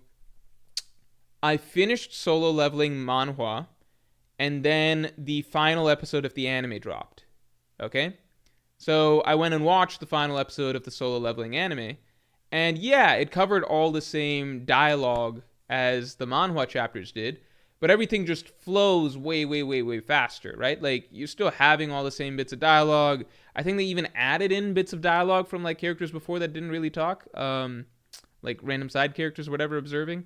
But everything is just, it doesn't feel like it's like stalling for time. It doesn't feel like it's making a simple interaction or a simple bit of conversation go slow in order for like everything just feels like it's going at the pace that is natural. Whereas with One Piece, I feel like they'll take some simple conversations or simple bits of exchanges or whatever, and add pauses, add breaks, add characters turning, add an additional shot to focus in on two other characters, like when it can be in the same background, like just have it continue in the same, like, I say this, you say this person says this, right? Instead it's like, I say this, cut over to these two characters, like, oh, like they have a little pause, they turn, say this, and it's like, aha, you're right, and then say that. Like, it's small things that seem insignificant, but you can just watch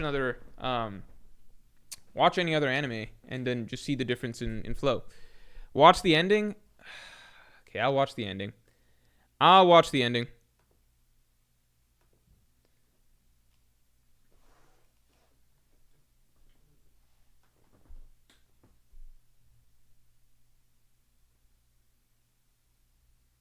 I literally never watch endings. Like, even back when I watched anime, I would never watch endings. I would just want to get to the next episode.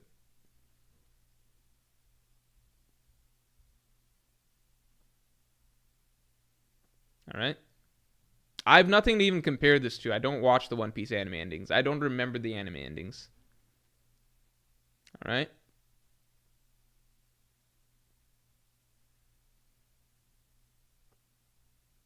Oh, okay, cool. What is this? What's happening?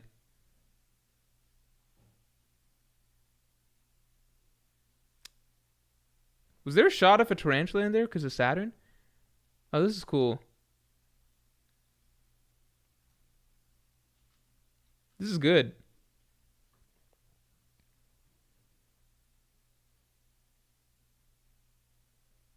Yeah, this stuff's good.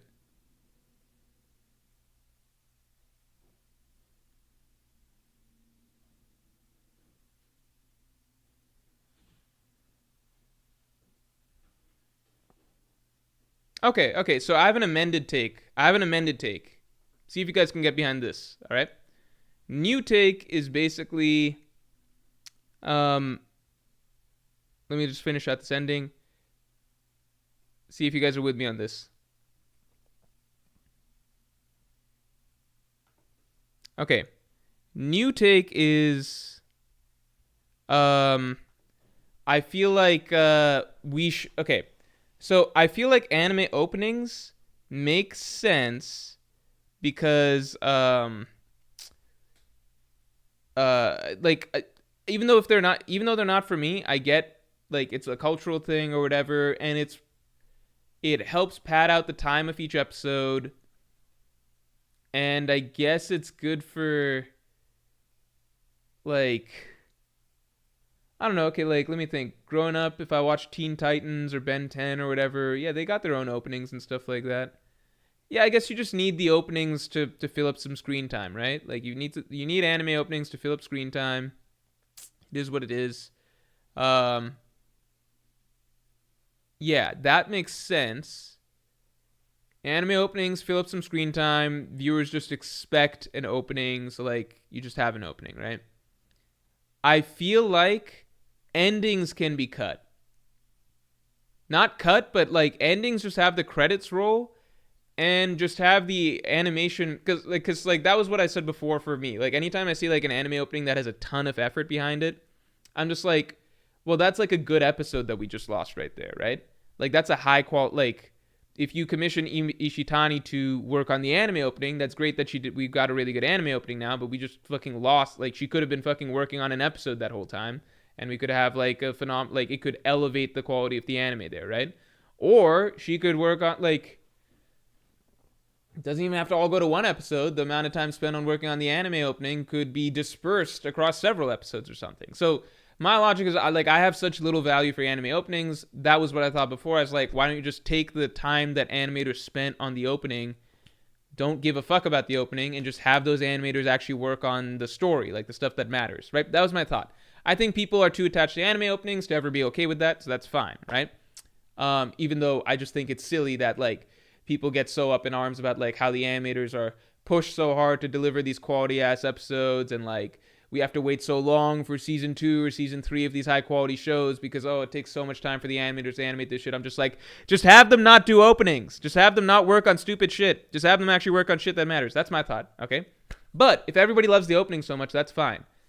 Endings, though, can we agree that they should just be not made to do endings? Just have the credits roll? Take the effort. Like, that's some artistry right there. Like, it's not even just about how high quality the ending was in terms of animation quality. There's a lot of scene direction and thought that has to go into that because it's a very artistically, it's a visually artistic sequence. It's creatively, like, it's not just coming up with images or whatever. It's thinking through a sort of flow. Like, it's a more abstract flow of visuals, right? That you're putting together, a more abstract concept. Like, there's a lot of time that probably goes into that. That, I guarantee, the amount of effort that went into that ending, I feel like that's two good episodes worth of effort. Just fucking play a black screen and credits. Like, if that's good enough for fucking, like, billion-dollar movies, just a black screen with credits, it's fucking good enough for, like, an episode of One Piece. You know what I'm saying? Just play the credits, take that animation effort, put it somewhere else. That's my thought. Is that all good? Fidju says, but endings are nice too, but it's not as important, right? Like, come on, like, we're at the fucking, like, that, like, it's not that important. Like, it really isn't. It's most people, especially when they're binging the anime episodes, they get to the ending, they fucking hit next episode. How many people watch the ending every time? I get endings are nice too, but that's like so much fucking work that goes in right there. Like, if you think endings are nice, but then like think back to how many fucking anime scenes in One Piece are like crudely done, like, or whatever, and then you're like, man, I wish that could have been done a little bit better. It's like, it could have been done better if you just allow the ending to just be some fucking credits that roll, you know? I just don't get the point.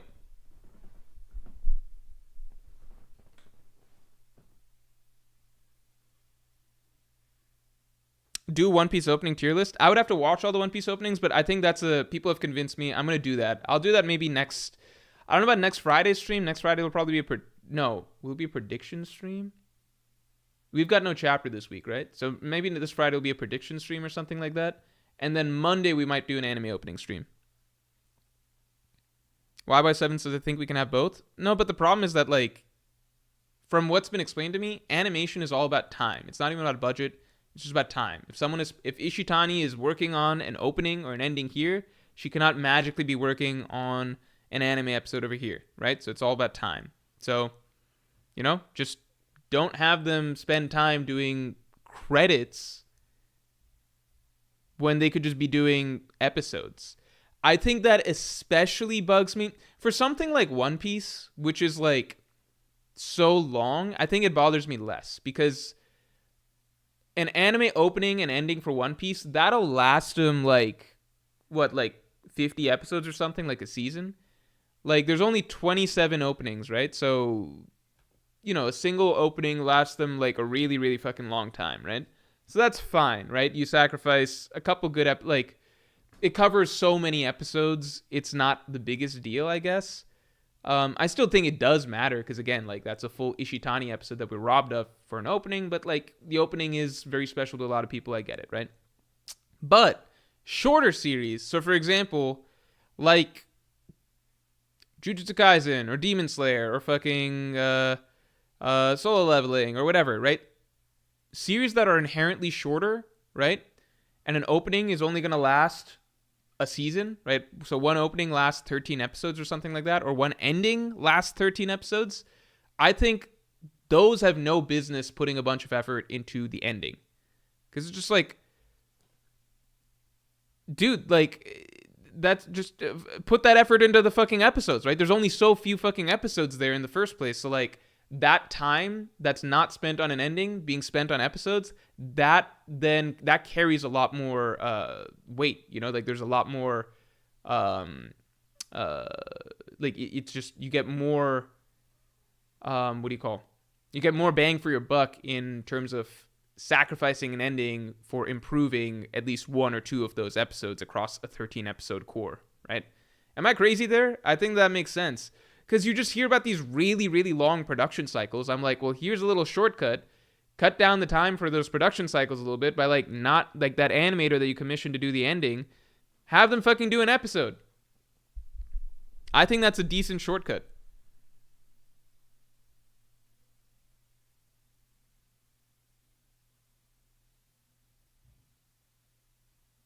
Chainsaw Man had 12 different endings? Dear God, what the fuck?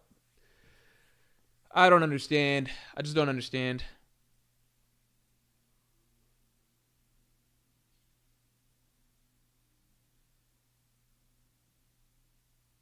Jacob says, I wonder if the Japanese audience love the endings. They must. I mean, they must, because that's why you keep doing it, right?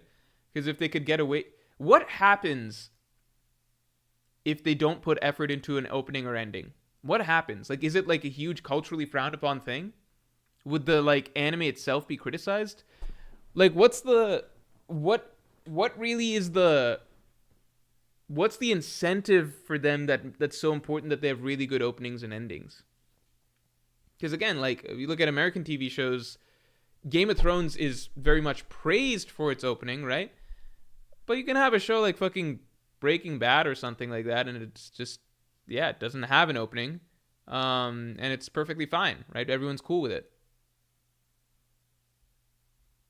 They were all stunning too for Chainsaw Man. That fucking hurts, man. So you're telling me that they could have, I don't know. Their openings and endings are huge marketing tools, says FedEW. Okay, I didn't know that. That's good to know. So that's why it's important for it. But do the endings also need to be a marketing tool, or is that just artistic flexing? That's my question. Because openings, I can understand. I can get behind if every other anime is doing it, and people just have that expectation, and it's a marketing tool. I get it. But endings are like the less flashy, younger sibling of openings, right? Just a good way to sell a show. One Piece didn't have endings for like 10 years, says Jolly D. Joestar.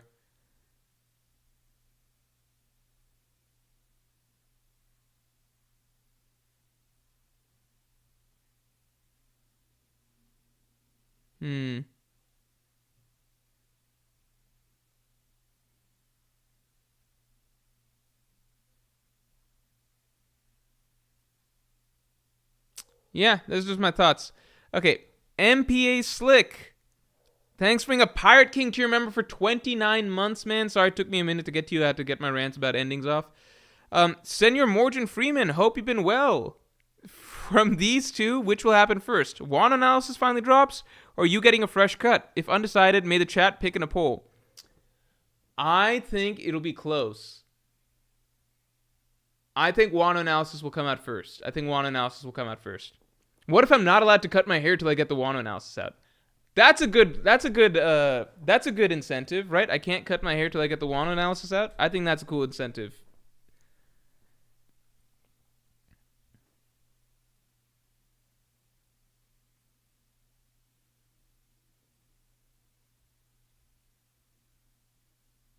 Teptier Treviso says Wano analysis better be 2 or 3 hours. I think the big problem I have right now is that the current draft is just too long. So I keep going back to it, and I'm just like, I have to shave it down so much.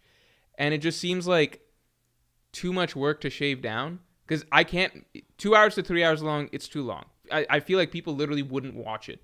I need it in the 1 to 2 hour range, basically. It needs to be in the 1 to 2 hour range. It's just, I look at it, I'm like, what happens is basically I look at the draft is too big, it feels overwhelming. I'm like, I don't want to do this right now.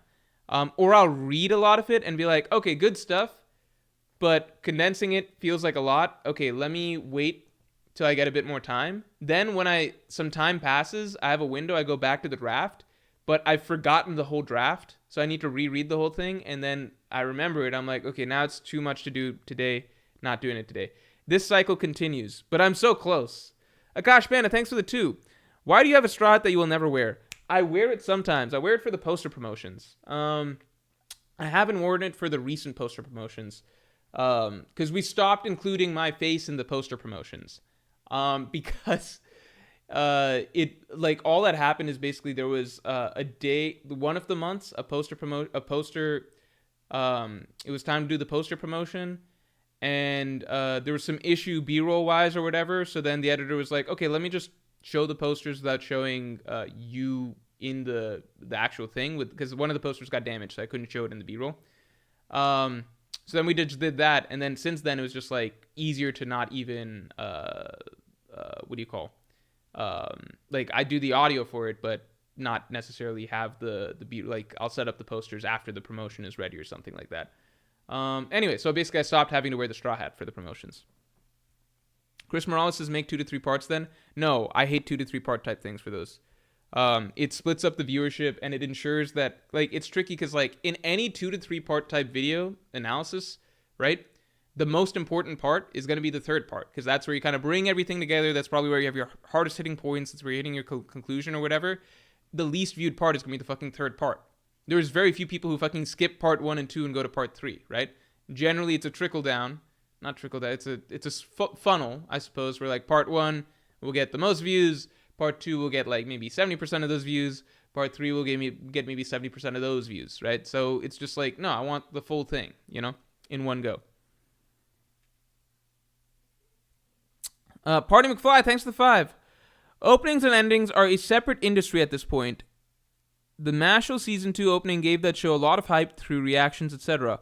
Also, they're just fun, Morj, lol. I get that they're just fun, but at the same time, it's just like, I feel like genuinely anime production cycles have become absurd, right?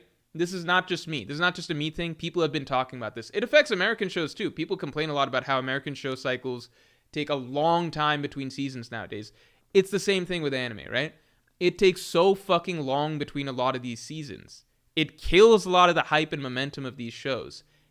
I think that, I'm not saying that this is like a panacea that's just going to magically cure production cycles, but I'm like, if production cycles are already so long, and you're hearing so many things like Jujutsu Kaisen Season 2, like there's that controversy about how the animators are like being strapped for time, even all the way through the finishing cuts, like as the episodes are releasing and stuff like that, right?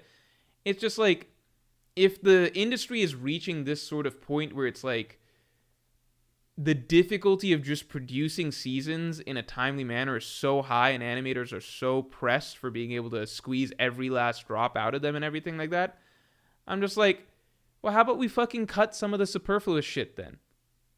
So that some animators can have more time to work on these other episodes. Maybe it can move production cycles up a little bit, Because you see how much effort is being put into anime openings and endings, and it's just like, why are we trying this hard for music videos that are not part of the fucking story, right? When I'm going back to binge these shows, I'm not fucking taking 5 minutes per episode to watch music video A and music video B. I'm watching the fucking shows. The second part of this is like you're saying, well, it's like a whole different part of the industry. I can understand that. Right? At the same time, though, how do I say this? Studios have a certain amount of money that they can put out to commission certain things, right? So they're ultimately paying animators to create openings and endings, right? You can say they're different teams of animators, right? But money is still going towards paying animators to do something, right? Could that money not be better spent to instead pay animators who are not associated with openings and endings to hire on an additional animator or something like that to work on an additional episode, right? Is that not possible? Like, again, the thing that stands out to me is like Ishitani was hired to work on an opening. Instead of that, could they not have forget the opening, hire Ishitani to work on another fucking One Piece episode? Because we love One Piece episodes that are directed by Ishitani. So just saying, well, it falls into a different category, it's a different industry, it's like, okay, but it's all being paid for by the same fucking people to work on the same project, just because it's like technically in this room of the factory while this other shit's happening in this room of the factory. At the end of the day, it's all the fucking, like, it's all going into the same fucking product, which is the One Piece anime, right? So that doesn't fly to me in terms of, that doesn't make that much sense. But whatever. Tapio Treviso says animation is a hard medium to pump out. I know, and the more I've learned about it, the more I still stick by the idea that cutting endings at the very least makes sense, because you are ultimately you can't make an animator work faster with money, right? But you can bring on more animators with more money, right? That is a doable thing. So you can bring on more animators. Like, the money can go somewhere to bring in more workers to work on certain things, right? So if you're paying someone like Ishitani, who's it's like, how much talent can you bring in is the biggest thing, right? So if you're paying someone like Ishitani to work on an opening, just don't pay her to work on the opening, pay her to work on an episode. And then you've got another really high quality episode in there, right? If it's not speeding up the cycle by having more, high quality animators, it's at least overall raising the quality of the show to have more high quality animators. You are gaining something quality wise for the show by cutting something like an ending and instead using that money to pay another high talent animator to work on an episode. That's all I'm saying. Jordan Dyer says it's art, Morj. Lol. Yeah, I mean, that's exactly my point. Like, the show, these stories are art. Like, I would love to see the One Piece anime, or anime in general, like, produced with the highest level of artistry that can be, mustered up for them. That's all I'm saying. The music videos are a secondary companion piece to that art, but I don't think they should ever, like, cut into the, like, they should never be higher effort than the main event itself, So to me, there's no reason that an animator like Ishitani should be working on an opening instead of an actual fucking episode for Egghead. That doesn't make any sense to me.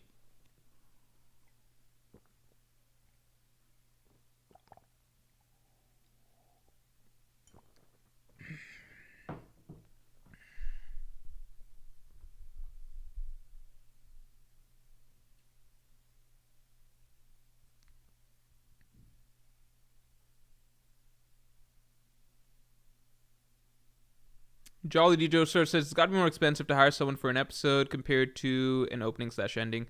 See, I would assume that too, because like an episode's 20 minutes, or in One Piece's case, like 17 minutes. But like, episode's 20 minutes, opening's just 2 minutes. But the difference is that like with openings and endings, it's so absurdly, like, it's like an extremely intense sort of,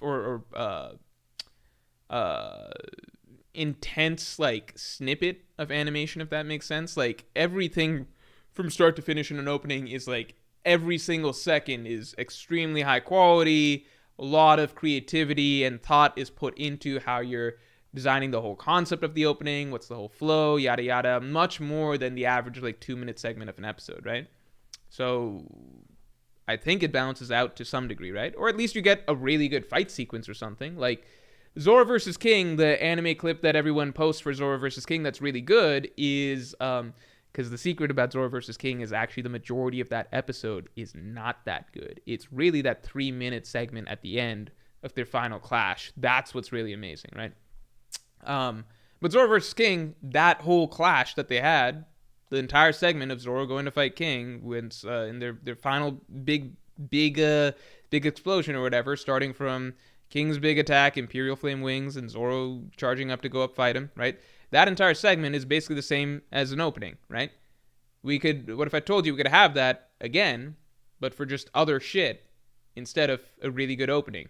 I would take that 10 times out of 10 over a music video. That's unrelated to the actual viewing experience to me. That's my thought.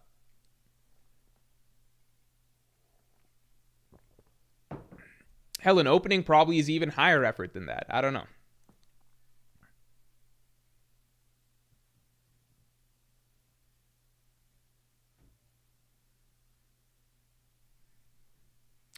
That's Jordan Dyer says, well, that's like saying, why do musicians make music videos or cover art for their albums when it wastes money/time/effort?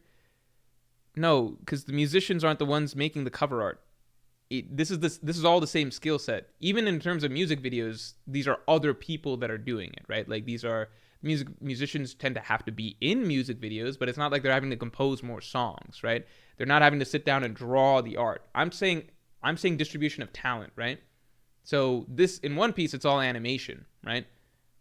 I'm saying take the animators who are working on the ending and instead have them work on the actual content of the fucking episode. Musicians, right? They fucking, you could give them all the time in the world. They're not wasting any time doing cover art. They're not the ones fucking doing the cover art, right? They're not the ones directing the music video.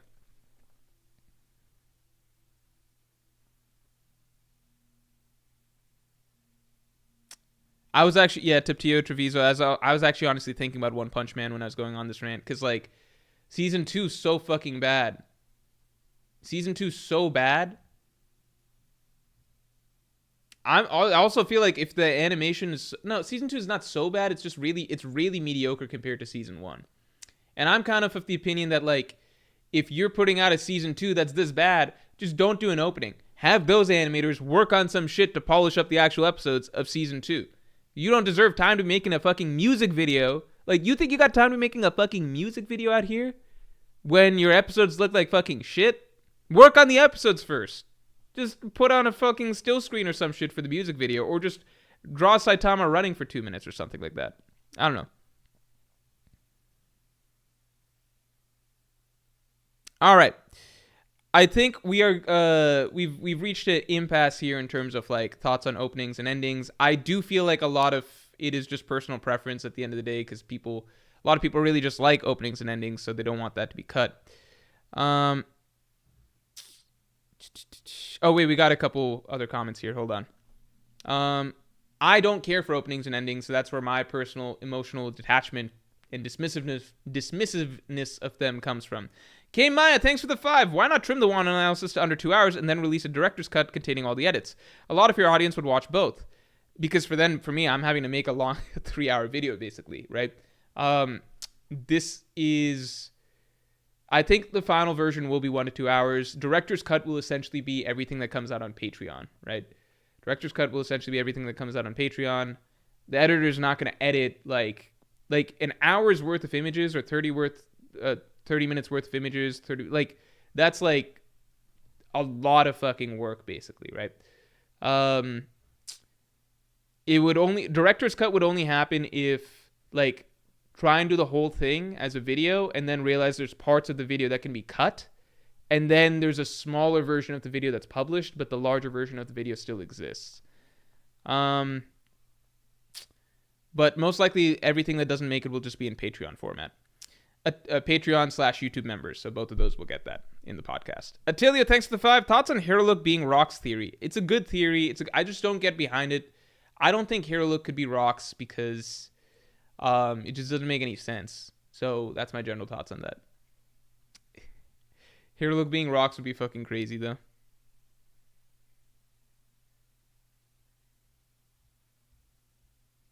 I love AMVs, by the way. Anime music videos are how I got into rock music. I love AMV. Like, I feel like, did AMV culture kind of die? Because back when what happened to AMV culture? Because, like, I used to watch most anime fight. Like, if I watched an anime fight that I really enjoyed, I would go watch it in AMV format. When I was young, I had a YouTube playlist of, it was funny. I had a YouTube playlist of, like, every Straw Hat fight as an AMV, and like I liked watching. So for example, let's say Zoro, right? I would have a playlist of all of Zoro's fights from like the beginning of the story to the end of the story in AMV format, and so then I could sit down and, because it's like all condensed, like their fights are condensed, and then I could sit down and watch just all of them back to back to back or whatever. And you kind of see the progression of the level of fights and like the level of the character, etc. Like fighting Kabaji in East Blue all the way to fighting Kaku in Enies Lobby. That was fun. Like Sanji, same thing. Like Luffy, same thing. Luffy's playlist obviously very long. That was fun. Like I liked making like full playlists of just the progression of AMVs. There was one YouTuber called Gia Secondo or something like that. He had my favorite One Piece AMVs, but I think I don't know what happened to his channel, or maybe I struggle to find the channel now. I just feel like a lot of the AMVs disappeared, but I liked watching AMVs from the same person usually, because then you have a consistency in style, and I think that was my favorite YouTuber for AMVs. I used to love AMVs. I don't know what happened. Yeah, I don't know what happened to this guy's channel. I used to love AMVs. What happened to AMV culture?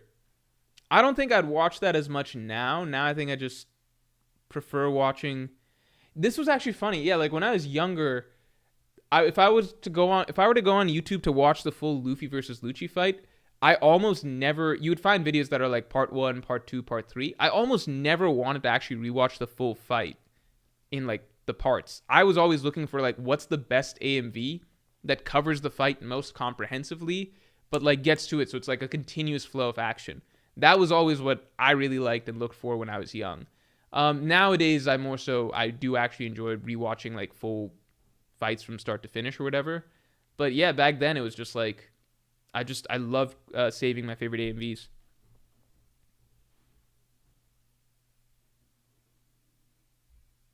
Kosh Panda says AMV stopped me from dropping One Piece at Whiskey Peak. YouTube copyright. That makes a lot of sense. Oh, Faithful, thanks for being a Yonko tier member for 23 months, man. Are we getting a Luffy Shanks reunion at LBAF at this point? I think that there's just so much Shanks related shit in LBAF at this point. It is borderline impossible for him to not show up this arc. Literally just this, like, how many chapters are there where Shanks isn't referenced? It's above 50%, I feel, of chapters that he is referenced in this arc so far.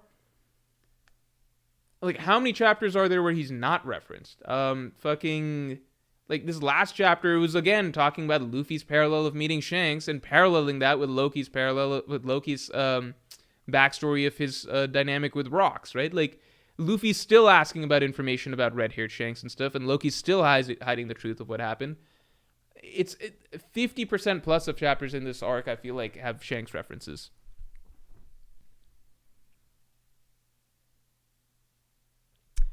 East Blue Drew says, we never had the full video. I was watching Ichigo reach Bankai on 6 parts on YouTube. Yeah, and the most frustrating thing would be like you could never get it all in one video, right? But the most frustrating thing would be like if part 2 is missing or like a random part for some reason is missing.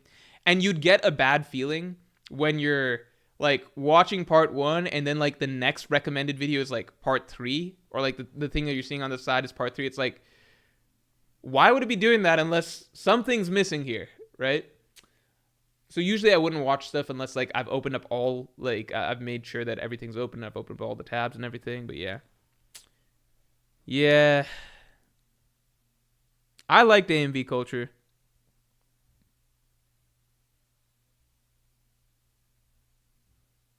Kash is saying, if you want to check out some good AMVs, check out Kaya, Giano182, and Big Brother. I don't know if I'm as big of a AMV person now, but I could check those out. What's funny is that, like, so I went to an anime convention where one of the panels was like an AMV competition, and it was a very big anime convention. So one of the panels was an AMV competition.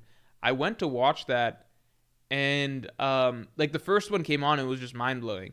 It was for some series I didn't know of at all. Like, it was just so well, like, timed, synced, all the edits, etc.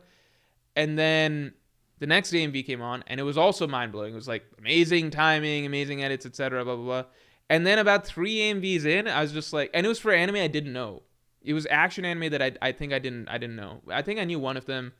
One of them was... I don't remember now, but I knew one of them, but 2 of them I didn't know. But 3 AMVs in, it was... I realized that, like... It's very hard to distinguish between, like, when it's really high-level AMV people who have, like, reworked and workshopped their AMV, like, over and over and over again and, like, put in, like, God knows how many hours of effort into it. And just, like, there's so many cuts and so many effects and so much music, like, perfectly timed music things or whatever. It's really hard to tell which one is better back to back to back. It's really fucking hard. So I gave up and I left that panel. I was like, okay, this seemed cool at first, but now I'm just like, it's just going to be a lot of really flashy, really fast-paced, really hype shit timed to music back to back to back with very little differentiation because everyone's just worked their ass off to make it really good. I don't know, just a random thought. Like, the AMVs at the, like, competition level AMVs, I suppose, are significantly better than the average one that you find on YouTube. East Blue Drew says, you know, a good one between a bad one. Yeah, I'm saying, like, YouTube you can find like a million bad AMVs, but like some are really, really good. I'm saying at the anime convention that I went to, at least maybe it's different at different anime conventions or whatever, but the one I went to was a very large anime convention, so I feel like people were bringing like their absolute A game. So the stuff that played back to back to back, all of it was like A plus plus plus. Like I watched the first one, I was like, that one's just gonna win the whole thing. That was fucking amazing. I watched the second one, I was like, that might have been as good as the first one or better. I'm not sure. It's hard to tell. Then I watched the third one, I was like, okay, so it's too, they're all gonna be this good. Then there's no fucking point in watching them because then it just becomes like a lot of flashy shit, and it all just blurs into one another. And I'd kind of forgotten what the first one. I didn't even know how to compare it to the first one at that point because it had all begun to blur together. If you see a cosplay competition at like a really big convention, for example, at a certain point, it's genuinely very, very hard to say like who's better than whom because at like the tippy top level, it's just so fucking intricate. I imagine that at the tippy top level, at like a huge anime convention, you can't even get in to watch the cosplay convention because it's like the main event. I've learned a lot about anime conventions in the last couple of years because I used to never go to those, but then I started making friends that did go to those, so now I've been to several anime conventions. But at like a huge anime convention, the cosplay competition, it's like you're not even going to be able to get in because like the line for it's going to be in the biggest auditorium room, but the line for it is going to start hours and hours before, and it's going to be filled up by the time you get there. I imagine in those, the best winners are like so close that probably judges have to, like, it probably comes down to like what's the actual material or something very specific as the differentiator.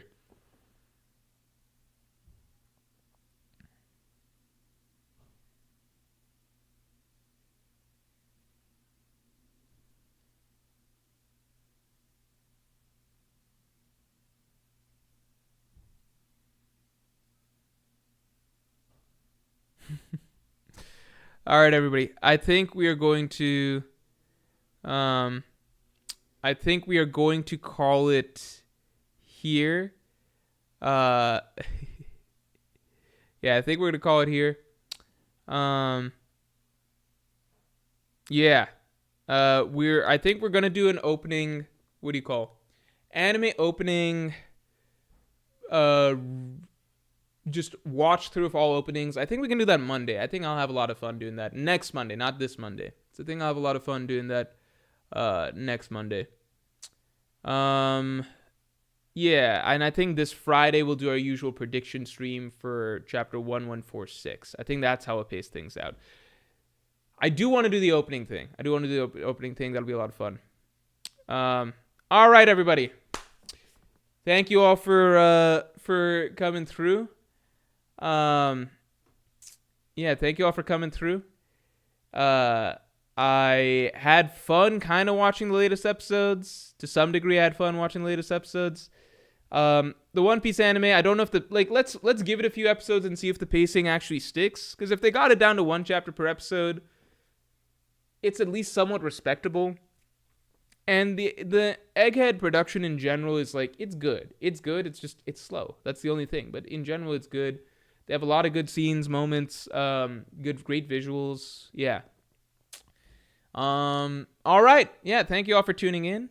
And yeah, I will talk to you all later. We're not going to watch the endings.